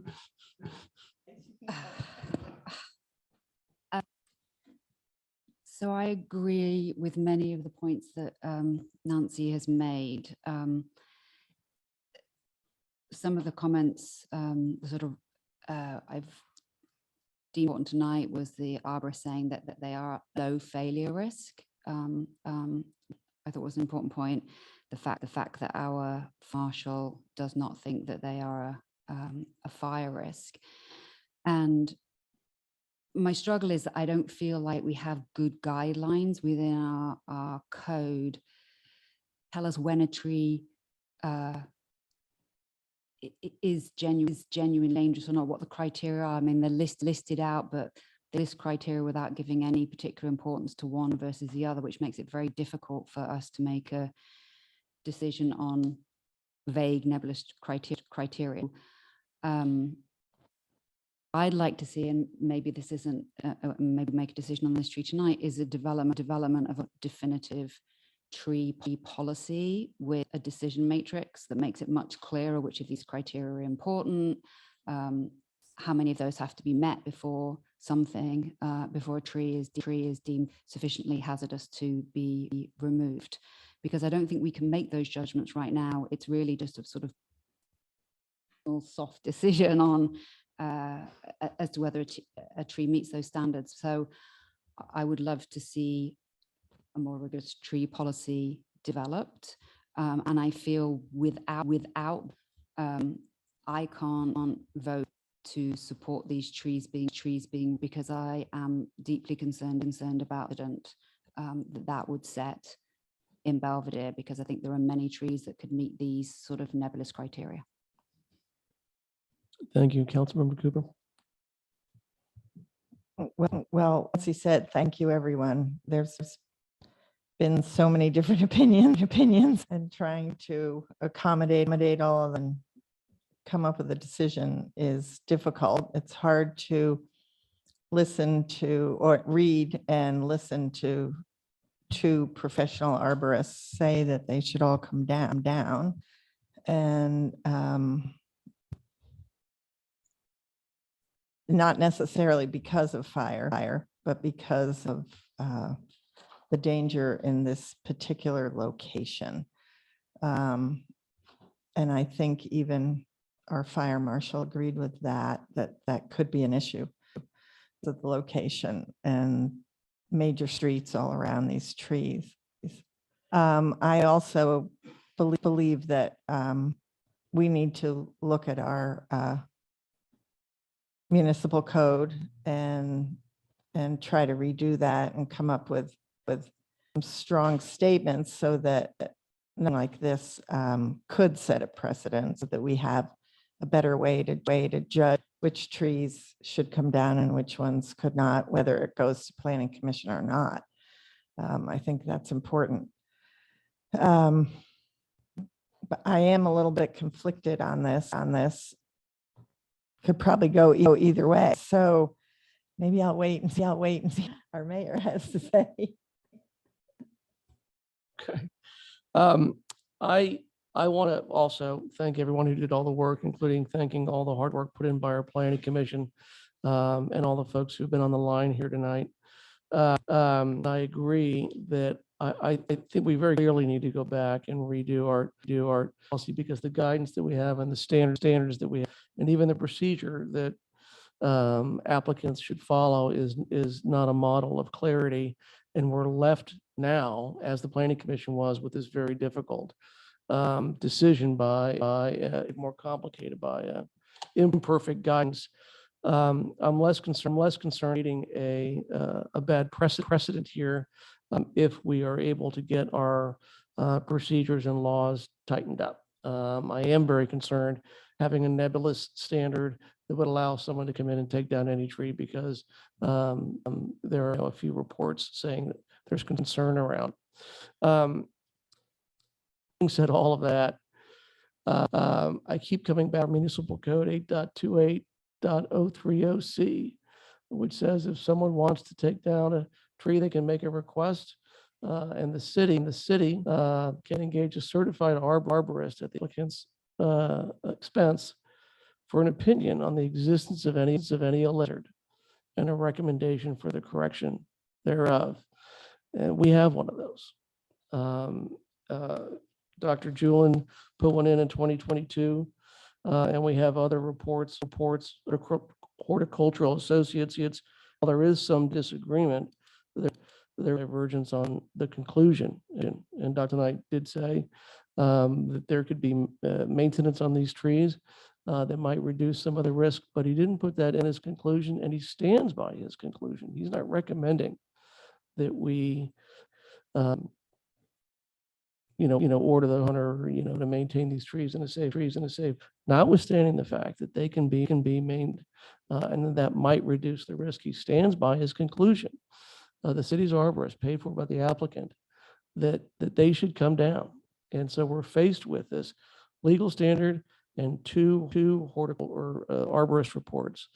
And I'm not saying it's easy to reach that judgment. And I say this with all respect to my very thoughtful, hardworking colleagues.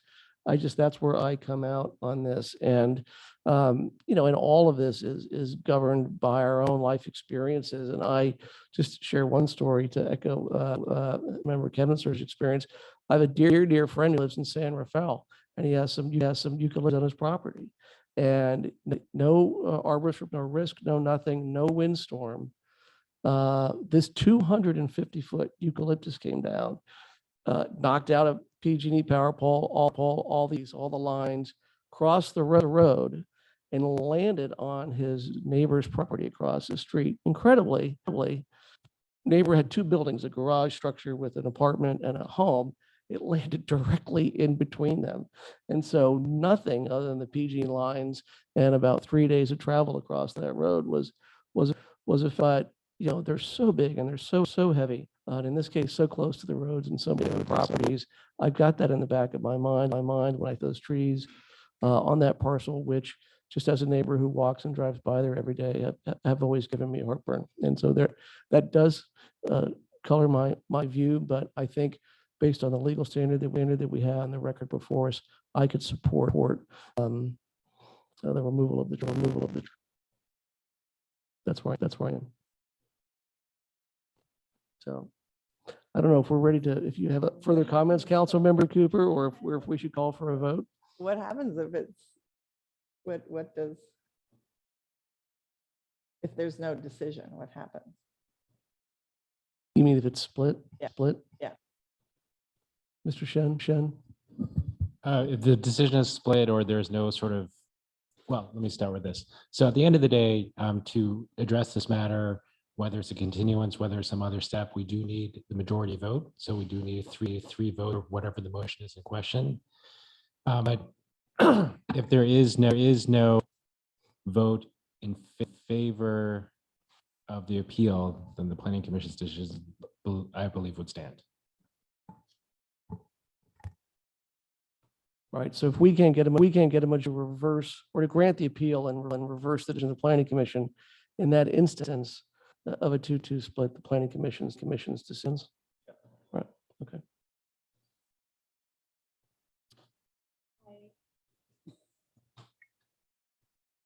Influenced most strongly by the fire marshal advice here, I move we deny the appeal. Second. Can I make an alternative? I don't know if I'm allowed to do this, but I can get behind this with a policy that's been developed to justify that it's a red, that it's an urgent. I can't at this point in time. So I would suggest that we develop that quickly through potentially the Planning Commission or subcommittee, develop that and bring it back quickly to make a decision specifically on this grove at the same time. Otherwise, I'm going to Nancy's motion. Well, we could do both. You could second Nancy's motion, we could develop a more robust policy and the app could return. Otherwise, we're tabling it and changing our rules for more precision and then applying it again. And that causes me a little more trouble than having the applicant reapply. So what I hear you saying, and I think this is a perhaps a good solution, that I'm going to amend the motion that we deny this appeal and direct staff to devise to amend the code for clarity with regard to tree removals. And that would resolve matter, but it doesn't prohibit or preclude the applicant from coming forward with a new application under our new clarified policy in the future. So I actually think that's a version. So I would amend my motion to that end. Thank you. Can we, within that, have, I think we need some concrete expertise with an arborist potentially, and with emergency access also considered within us, and potentially some members of the planning commission. So it requires a group effort. I don't think we can just direct that back to staff necessarily. I would expect to be part of whatever subcommittee effort we put together, but not necessarily part of this motion, other than as broadly stated by Councilmember Kevin. And Mayor Lynch, staff could reach out to council, the planning committee together, whatever expertise in that they needed. So within the motion directing staff to address this, I think that would be resolved. Very well. Thank you. Thank you. Is there a motion? Second. All in favor? Aye. Aye. And I vote nay. So it passes 3-1. Thank you, everyone.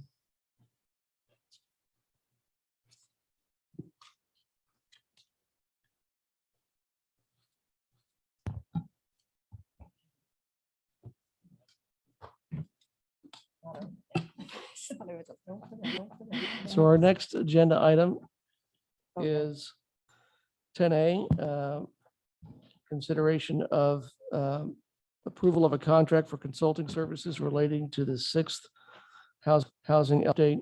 And we have a staff report. Mr. Zadig? Yes, thank you, Mayor Lynch and council members. Excuse me, this is an authorization to enter into a contract for final work associated with the state certification of the city's housing and safety elements. As you know, state laws mandate periodic revisions, element to address our community's projected housing needs. Failure to meet these state deadlines for city adoption and state certification can lead to legal challenges, financial penalties, and some of the most extreme cases, loss of local planning control. With this in mind, the city adopted its 6th cycle housing element in January and forwarded the document to HCD January 31st. 90 days later, received HCD's response. The State Department of Housing and Community Development, again, provided extensive feedback outlining necessary modifications they would be looking for before they would consider certification of our housing element. These modifications primarily involve rezoning specific areas, along with a greater analysis of our housing sites inventory, the regional housing needs allocation, or RHNA. To effectively address these modifications and meet the upcoming January 31st, 2024 deadline, our city staff, along with the candidate ad hoc subcommittee, have evaluated the consulting firms who could complete this work. 3 firms submitted proposal: EMC Planning Group, M Group, and Diet Bhatia. After careful consideration and interviews, Diet and Bhatia emerged as the ideal choice. They possess extensive experience in successfully doing similar six-cycle housing element options and have demonstrated their ability to collaborate with other municipalities. Attached to the staff report is a proposal which incorporates a detailed scope of work. Their plan includes a kickoff meeting and site tour, updating the housing element based on HCD feedback, recommending a well thought out zoning approach with community input, and revising certain components of our objective design and development standards to guide that mixed element. Additionally, they propose conducting an initial study to identify any potential significant impacts as mandated by CEQA.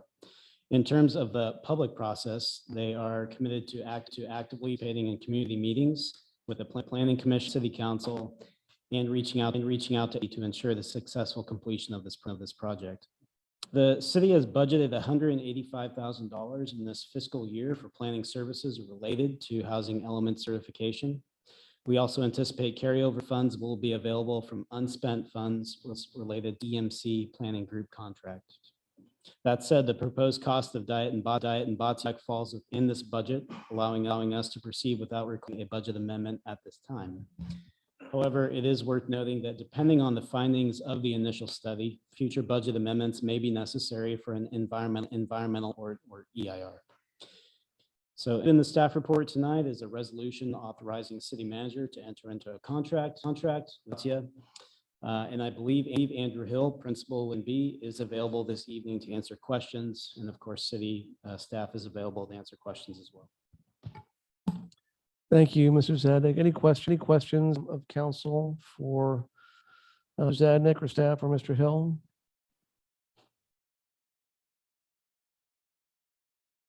Not seeing any. Andrew, thank you for being here.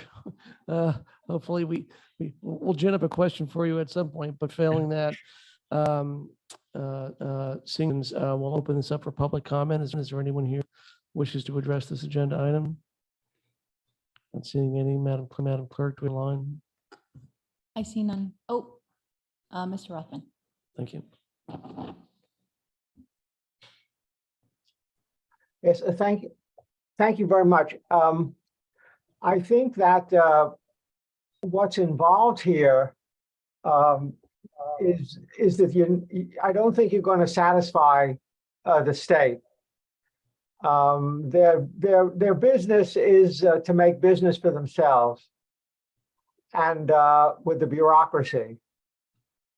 And I'd allude back to what Councilperson Chemnitzer said earlier in her report about the referendum to reverse this nonsense state control of local planning. And she said that she didn't feel the city should take a position on it. But I urge you to follow this very closely, because I think that you're going to be twisted into pretzels by the state.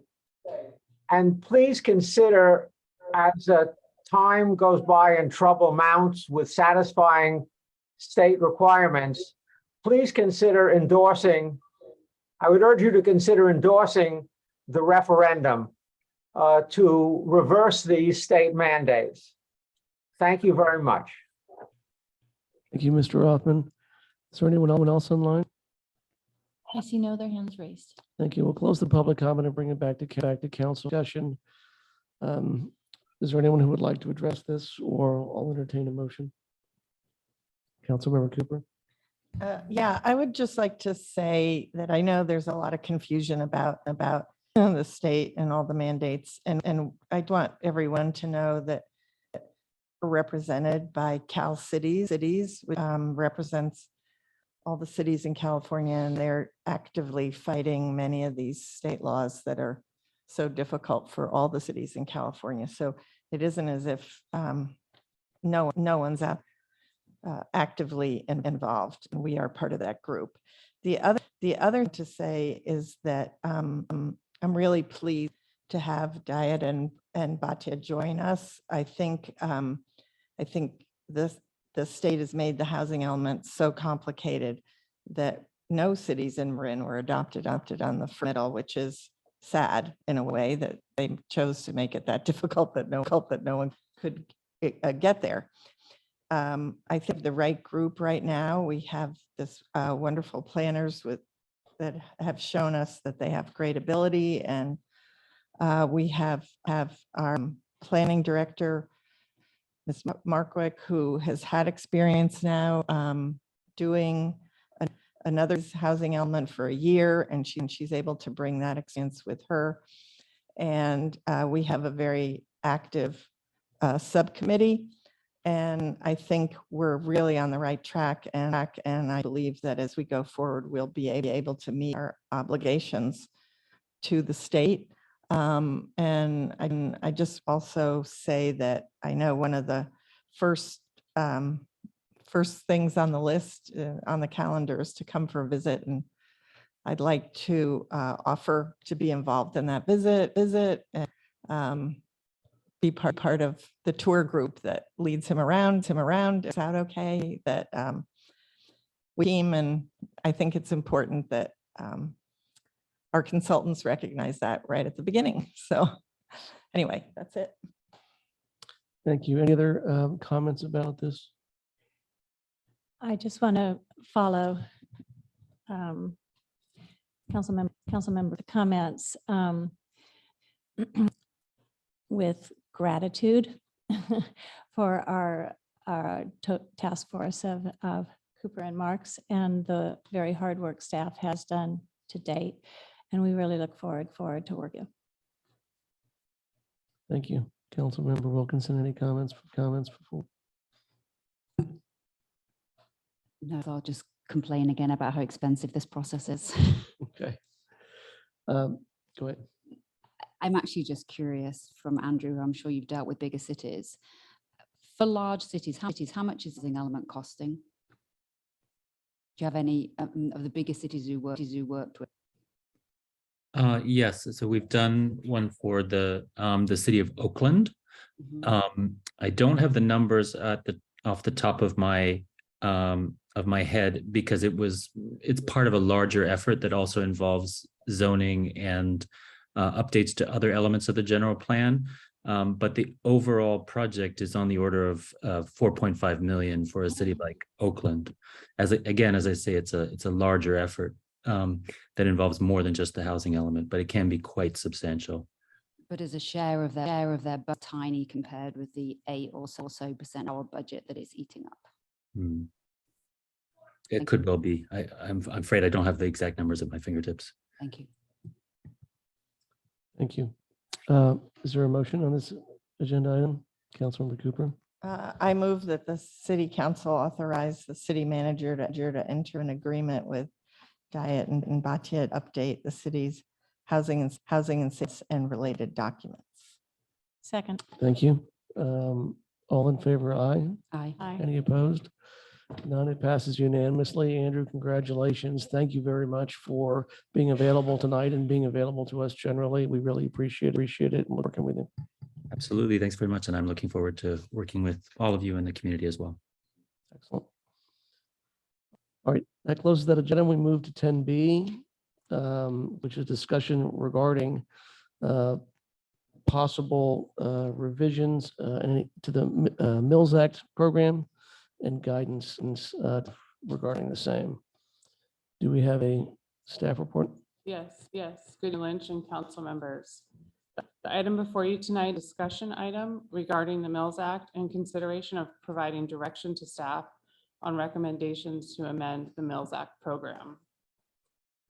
The bill provides financial incentives for the preservation of historic properties by allowing cities and counties to enter into contracts as Mills Act agreements with private property owners.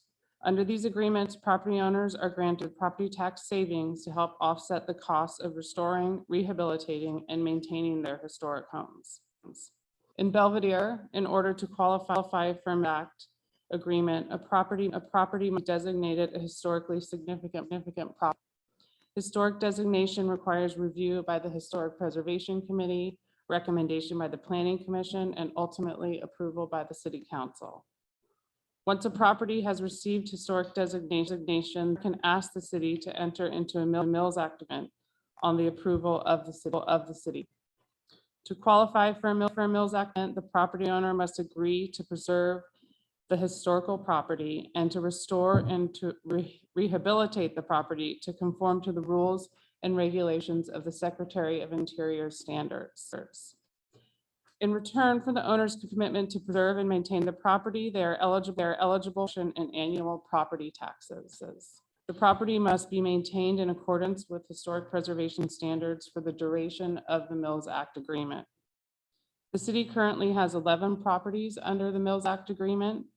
The current annual tax loss city from these properties is about $44,000 versus a current program cap of about $61,000. The purpose of the Mills Act is to provide property tax relief for property owners who actively participate in restoring and maintaining their historic properties. Under Belvedere's current standards, no requirement for property owners to provide plans or proof of rehabilitation restoration. As a result, there's no mechanism to ensure that the money saved on property taxes goes towards a property's rehabilitation. State law requires that the city inspect an exterior of the Mills Act property every 5 years to determine the continued compliance with that contract. Belvedere staff do not currently undertake these inspections, meaning owners could allow their properties to fall into disrepair in breach of the Mills Act agreement without the city's knowledge. The staff includes alternative models from the city of Larker and San Francisco. These models incorporate including maintenance programs as part of the application process, as well as the ongoing time in the property is under a Mills Act agreement. Both cities also have an ongoing periodic inspections to ensure that the work is completed. So tonight, staff is asking the council to review the City of Belvedere Act application and monitoring process and consider providing direction to staff on recommendations on how to amend the program. And I'm available for questions should you have any. Thank you. Do we have any questions for F at this time? I have just one.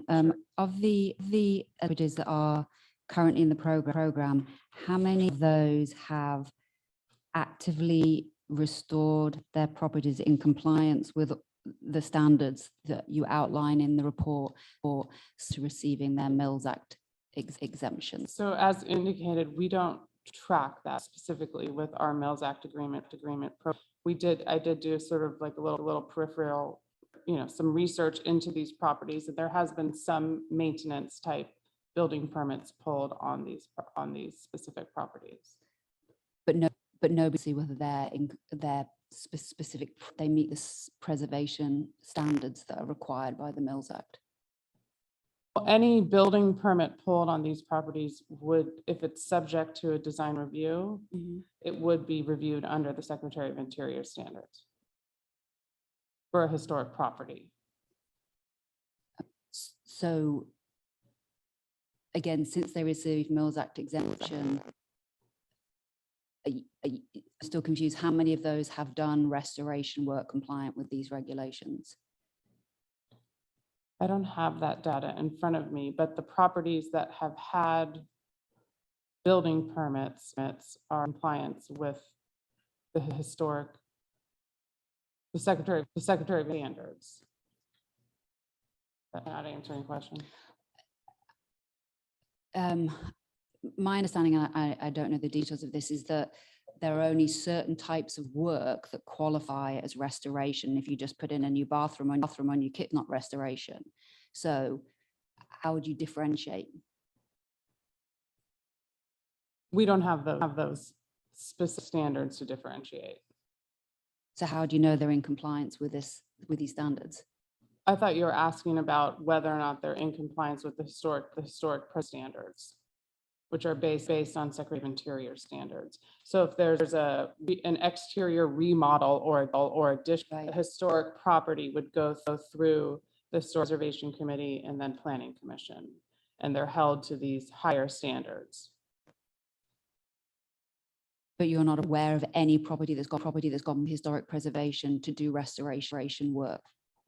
No, the only one that comes to my mind is 276 Beach, but they've done that work within that year before the Mills Act agreement. Okay, thank you. Let me just- Thank you. Any other questions for staff at this time? It's as if the Mills Act was originally suggested and adopted as an incentive to have people go ahead and have their homes designated as a historical property, which does seem appropriate for Belvedere. We certainly have many homes that would hate to see them torn down unnecessarily. And so is anyone aware or having been discussed that would be an alternative incentive, or is it best that we just try to amend the Mills Act that we have and change so that the staff is more involved, and the House do have to comply? Can they be kicked out of the Mills Act if they don't comply? Yes. Yeah, I think that should you be looking for a way to amend agreement, it could be along the line of prior to receiving the Mills Act agreement, they submit similar to like the city of San Francisco, where they submit a 10-year rehabilitation program, and then we're able to have periodic checks on that rehabilitation program. And I think in a city, we could, have access to rehabilitation program, and we're pretty clear on most of the building permits issued. Okay, so that's a possibility. Sure. Okay. And as I understand, it's correct that Larkspur requires the work to be at least as big as the tax break, correct? That's my understanding. Thank you. Thank you. And do we have that requirement here? Yeah, okay. Councilmember Kim, is there any questions at this time? No. All right. We'll open this up for public comment. Is there anyone here who wishes to address agenda item 10B? Not seeing any. Madam Clerk, do we have anyone online? Marilyn, I see. All right, we'll close the public comment and bring it back for discussion among council. We're not voting on this, right? We're not voting, we're Okay. just commenting and giving direction. Okay. Well, it seems to me that since we have the Mills Act here, and that I don't know how it would affect group of homes that are already in there, but certainly for anything new that belong, it seems that we should be revamping and upgrading our Mills Act requirements to make sure that this tax break is being used properly. Because it's not just, as I understand it, it isn't just Belvedere that tax revenue, but the school district loses it and the county loses it as well, because they all the monies that would go to them as well, we get a percentage of property taxes. That's 21%. Other monies go. So if a home is to get this designation, they certainly get a huge break, or many of them do, and it should be a valid reason that they are given this designation. Thank you. Councilmember Kim, Yes, thank you. Thank you for this staff report. The number of misunderstandings I had about the Mills Act, which we've been implementing for years now, and I really welcome staff's willingness to have a look at it. It affects it really affects us in two ways. The money, the lost tax revenue is one thing, but also from a community point of view, we want to provide the incentives that give the most back to the community in the manner intended by the legislation itself. So, and I really welcome amending our current ordinance. We have to take a look at what the contracts are that we have, which I'll get to in a minute. But I would recommend taking sort of the best aspects or those aspects most useful to Belvedere from both the city of Larkspur and San Francisco models in the way.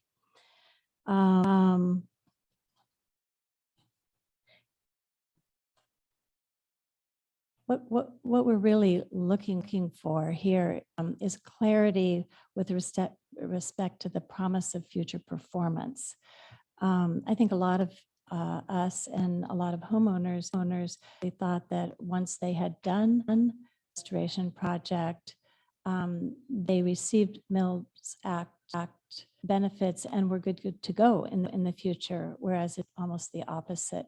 So in order to incentivize and monitor that promise of future performance, I think it'd be good to take the City of Larkspur model.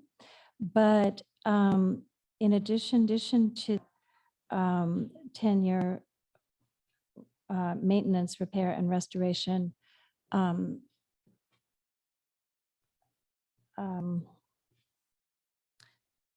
exclusion, I guess we would say. I would be more in keeping in what we have done here to give credit for our restoration that has been done 1 year prior to application, which is the way I read the San Francisco ordinance.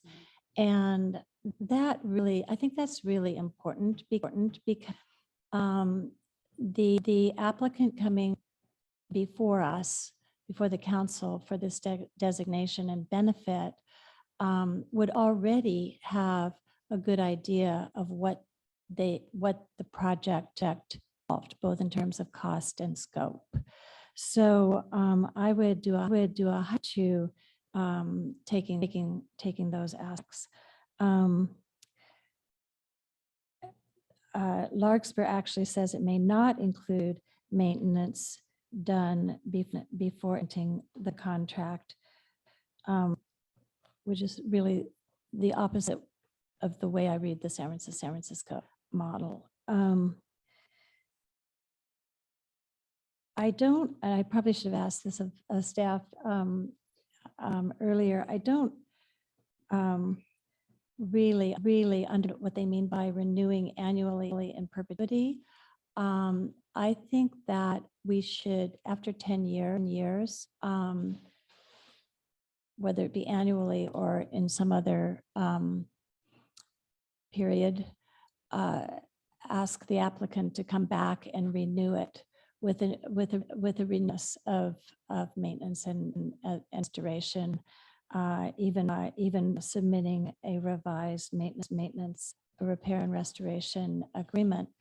And that is in part because of the problem of transfer of properties. I do not think that people who buy Mills Act properties understand anything about what they're other than the fact that they're getting a huge tax relief, which is really the way it's presented in the sales materials. So I would welcome and happy to help with, if you want, a revision. That's what if council would like me to do that. I do have a huge question about what to do with the existing contracts. I don't know what those contracts look like. And I thought they had a shorter sunset provision. And the purpose of the set provision was to allow the city to invite new owners to do this this difficult and sometimes expensive restoration work. So these are really old, and it's surprising that they haven't been have to come before us again. I thought they lapsed after a certain number of years. And finally, our new ordinances need to have a provision for annual inspection, which perhaps could be done by our historical preservation. And I think that the annual inspection should really apply to existing Mills Act properties. Thank you, Councilmember Wilkinson.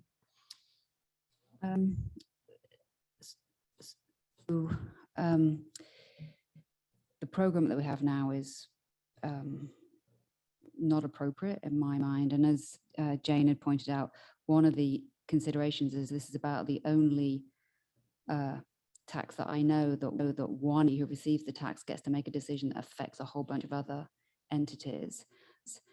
And the total tax loss from our current program is nearly $250,000 spread between 11 properties, who, from what I understand from staff, for the most part, have done nothing, maybe with some exceptions, to earn that tax deduction because our program hasn't been appropriately structured. So I agree with Nancy that we need to suggest that we pause the program and that we do a rewrite of what the requirements are.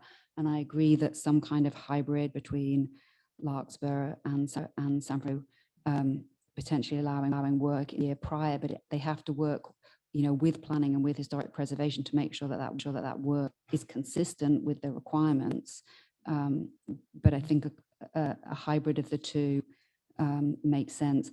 I also struggle to know what to do with those properties in the existing program. And as I understand, we have maximum 15-year program, so they get the full package for 5 years, and then that tapers down between years 6 and 15. But my understanding is that we can give the 10-year notice sooner if we chose to do that, and I'd love to know whether that is correct from legal counsel. Meaning, if a house is 2 years into the program, if they cannot prove that they meet our new standards, can we give them notice immediately so that they then go into the 10-year taper rather than giving them the full benefit for the 5 years that our program allows?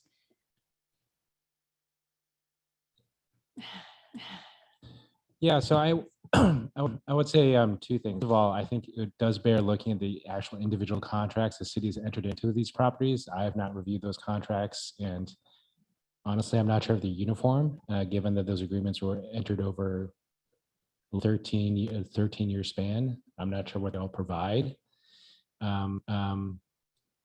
I don't think we're necessarily bound to wait until 5 years have elapsed before giving the notice of non-renewal, as far as I understand the current program. And that is maybe more of a practice than a requirement. I think it's a practice, but I think it's also so spelled out some of our Mills Act material that it's a 5-year program. You receive a letter of non-5 at year 5, and then your tax savings are sort of amortized over in decline over those next 10 years. But I don't know legally. Yeah, I think at the end, we need to take a close look at these 10, 12 or so contracts. That would make sense to me, and I think we need to bring back something that's more consistent with the intention of the law, and we should look more closely at those in the program who don't meet that requirement to consider notice sooner, depending on what the constraints are. Thank you. And I don't have a lot to add. I think the from my colleagues are superb. I too favor pausing the program, not entering into any further Mills Act agreements until we get this revamped. Bring the structure of our program, and equally important, the administrative program up to speed so that we're meeting objectives. And then if we're granting a significant tax break that hits both this municipality and a bunch of other interested tax or recipients of tax revenue, that we do that judicious and equitable way, and that we are, in addition, getting the benefit of preserving this community, in the Mills Act was intended to do. I think looking at existing contracts is important. The way I read it, and I could be wrong, is that the Mills Act Agreement Program can be renewed annually in perpetuity, as Larkspur and San Francisco say, or there can be of 5 years. We cap our program at 15 years. But we are allowed to serve a termination notice on 30 days notice, I think. And then what the effect of that is it runs out to the end of whatever their then existing term is. If they haven't gotten an extension, they've got a 10-year term, it can the end of that 10-year term. If they've got a 15-year term, because it's been extended, it would run at the end of that 15-year term. That doesn't address Councilmember Wilkinson's question about, is there an effect of serving the termination notice that more earlier in time begins to titrate down the tax benefit? But I think it's all to study. There were a lot of equity and fairness concerns here, and a lot of sort of return on investment here, where we're investing in these properties and are not getting the benefit. So hopefully that provides enough guidance. I think there's a lot more to do. We may have some volunteers from council here, Council Member Chemnitzer and myself. So happy to help. Can I just add one extra thought, which I think we should take into consideration? The San Francisco program does only consider up to values of $3 million. Do wonder whether I don't have a strong, but that should be considered as well. Whether we should have a cap on the value. Were you really focused on smaller homes in San Francisco, right? Yeah, I think that's a good consideration as well.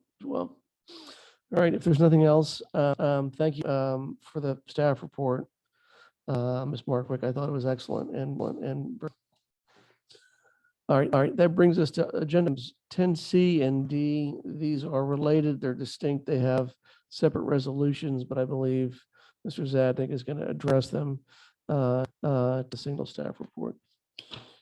Yes, Vincent, thank you again. Item 10C does relate to salary and benefits for the bulk of our city staff, referred to as the miscellaneous employee group. The staff report from item 10D does relate to the police bargaining group, and is similar. So like you said, will be covered items now. Belvedere have two employee bargaining groups. The first of this is the Belvedere Police Officers Association. Includes all police personnel with the exception of the chief of police. The second group includes all other city staff, for example, public works, management, the city clerk. They all fall under the miscellaneous bargaining group category within the city manager. The contract for both these groups typically mirror one as of July 1st, 2020. Both contracts have expired and are up for renewal.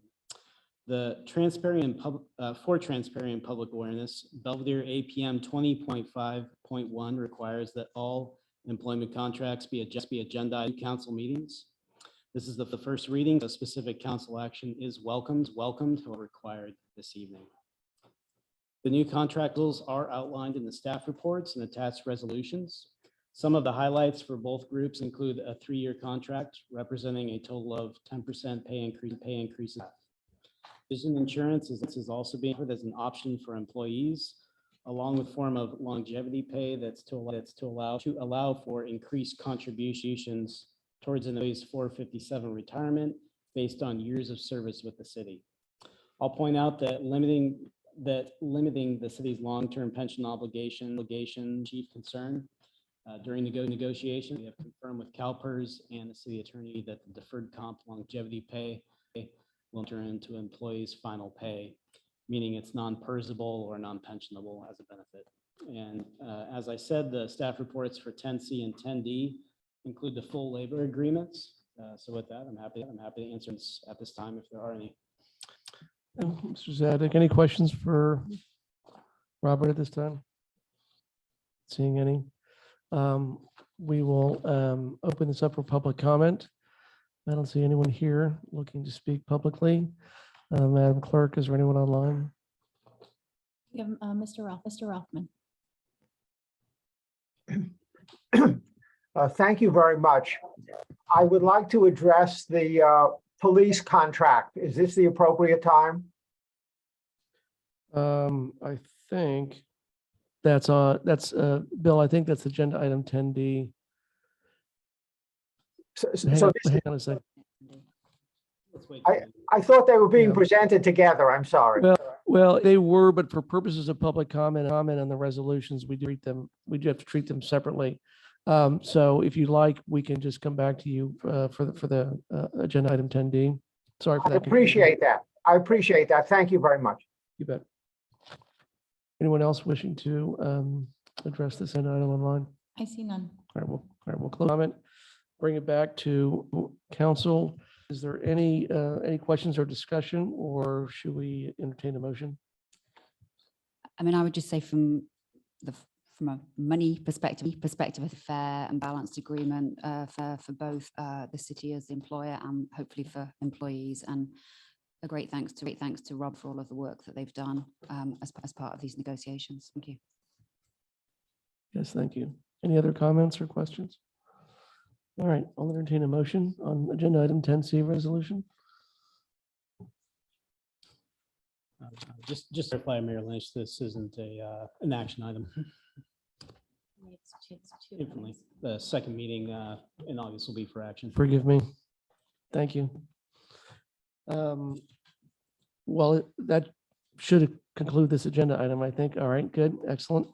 Let's 10D. We've received the staff report. Is there anything else, Mr. Zadnik, you'd like to add? No further comments. Thank you. All right, and no questions from agenda item 10D. So I'll open the public comment, and I know we have Mr. Rothman waiting by. Thank you very much. I would like to address what I consider to be the inadequate salary increase for the police. The salary increase last year was 3% in the face of a 7 or 8% rate of inflation. The salary increase proposed, which is identified as a COLA meaning, I assume, cost of living. The cost of living adjustment being proposed is 4% this coming year and 3% after that. But let's just look at the 4% for a minute. Obviously, last year there was around an 8% rate of inflation and you gave a 3% increase. This year, there's probably going to be a 6% rate of inflation and you're giving a 4% cost of living increase. If cost of living increase is not associated with inflation, then what else is it? Cost of living. The cost of living goes up with inflation. That's the only thing that makes the cost of living go up. And so if you know you dealt with a 8% last year and gave 3%, and this year you know there's going to be, say, a 6% rate of inflation and you're giving 4%, how can you possibly call that an adequate cost of living increase? It just doesn't make sense. And in the recent past, there's been difficulty in recruiting officers for Belvedere, and there are a whole set of reasons for that. But certainly one of the reasons must be that you're not paying enough. So I would urge you to reconsider the what I consider to be very inadequate police salary increases. Thank you very much for your attention. Thank you, Mr. Rothman. Any other public comment? Mayor Lynch, I see none. All right, thank you. We'll close the public comment. Get back to council. I don't think there's anything else to do in comments or recommendations. I think staff has our input. Anyone feel differently? All right, with that, we'll close that agenda item. Item 11, the open forum. I don't see here in the room wishing to address any items not on the agenda. Madam Clerk, do we have anyone online? Lynch, I see no hands raised. Excellent. We'll close the public forum. I want to thank everyone for diligence and hard work for another long meeting. But we did a lot of great thinking by staff, very hard work by council. And I also want to belatedly thank our council members, Wilkinson and Cooper, for all the extremely hard work on the communications subcommittee and the presentation tonight. Thank you, and we're adjourned. all.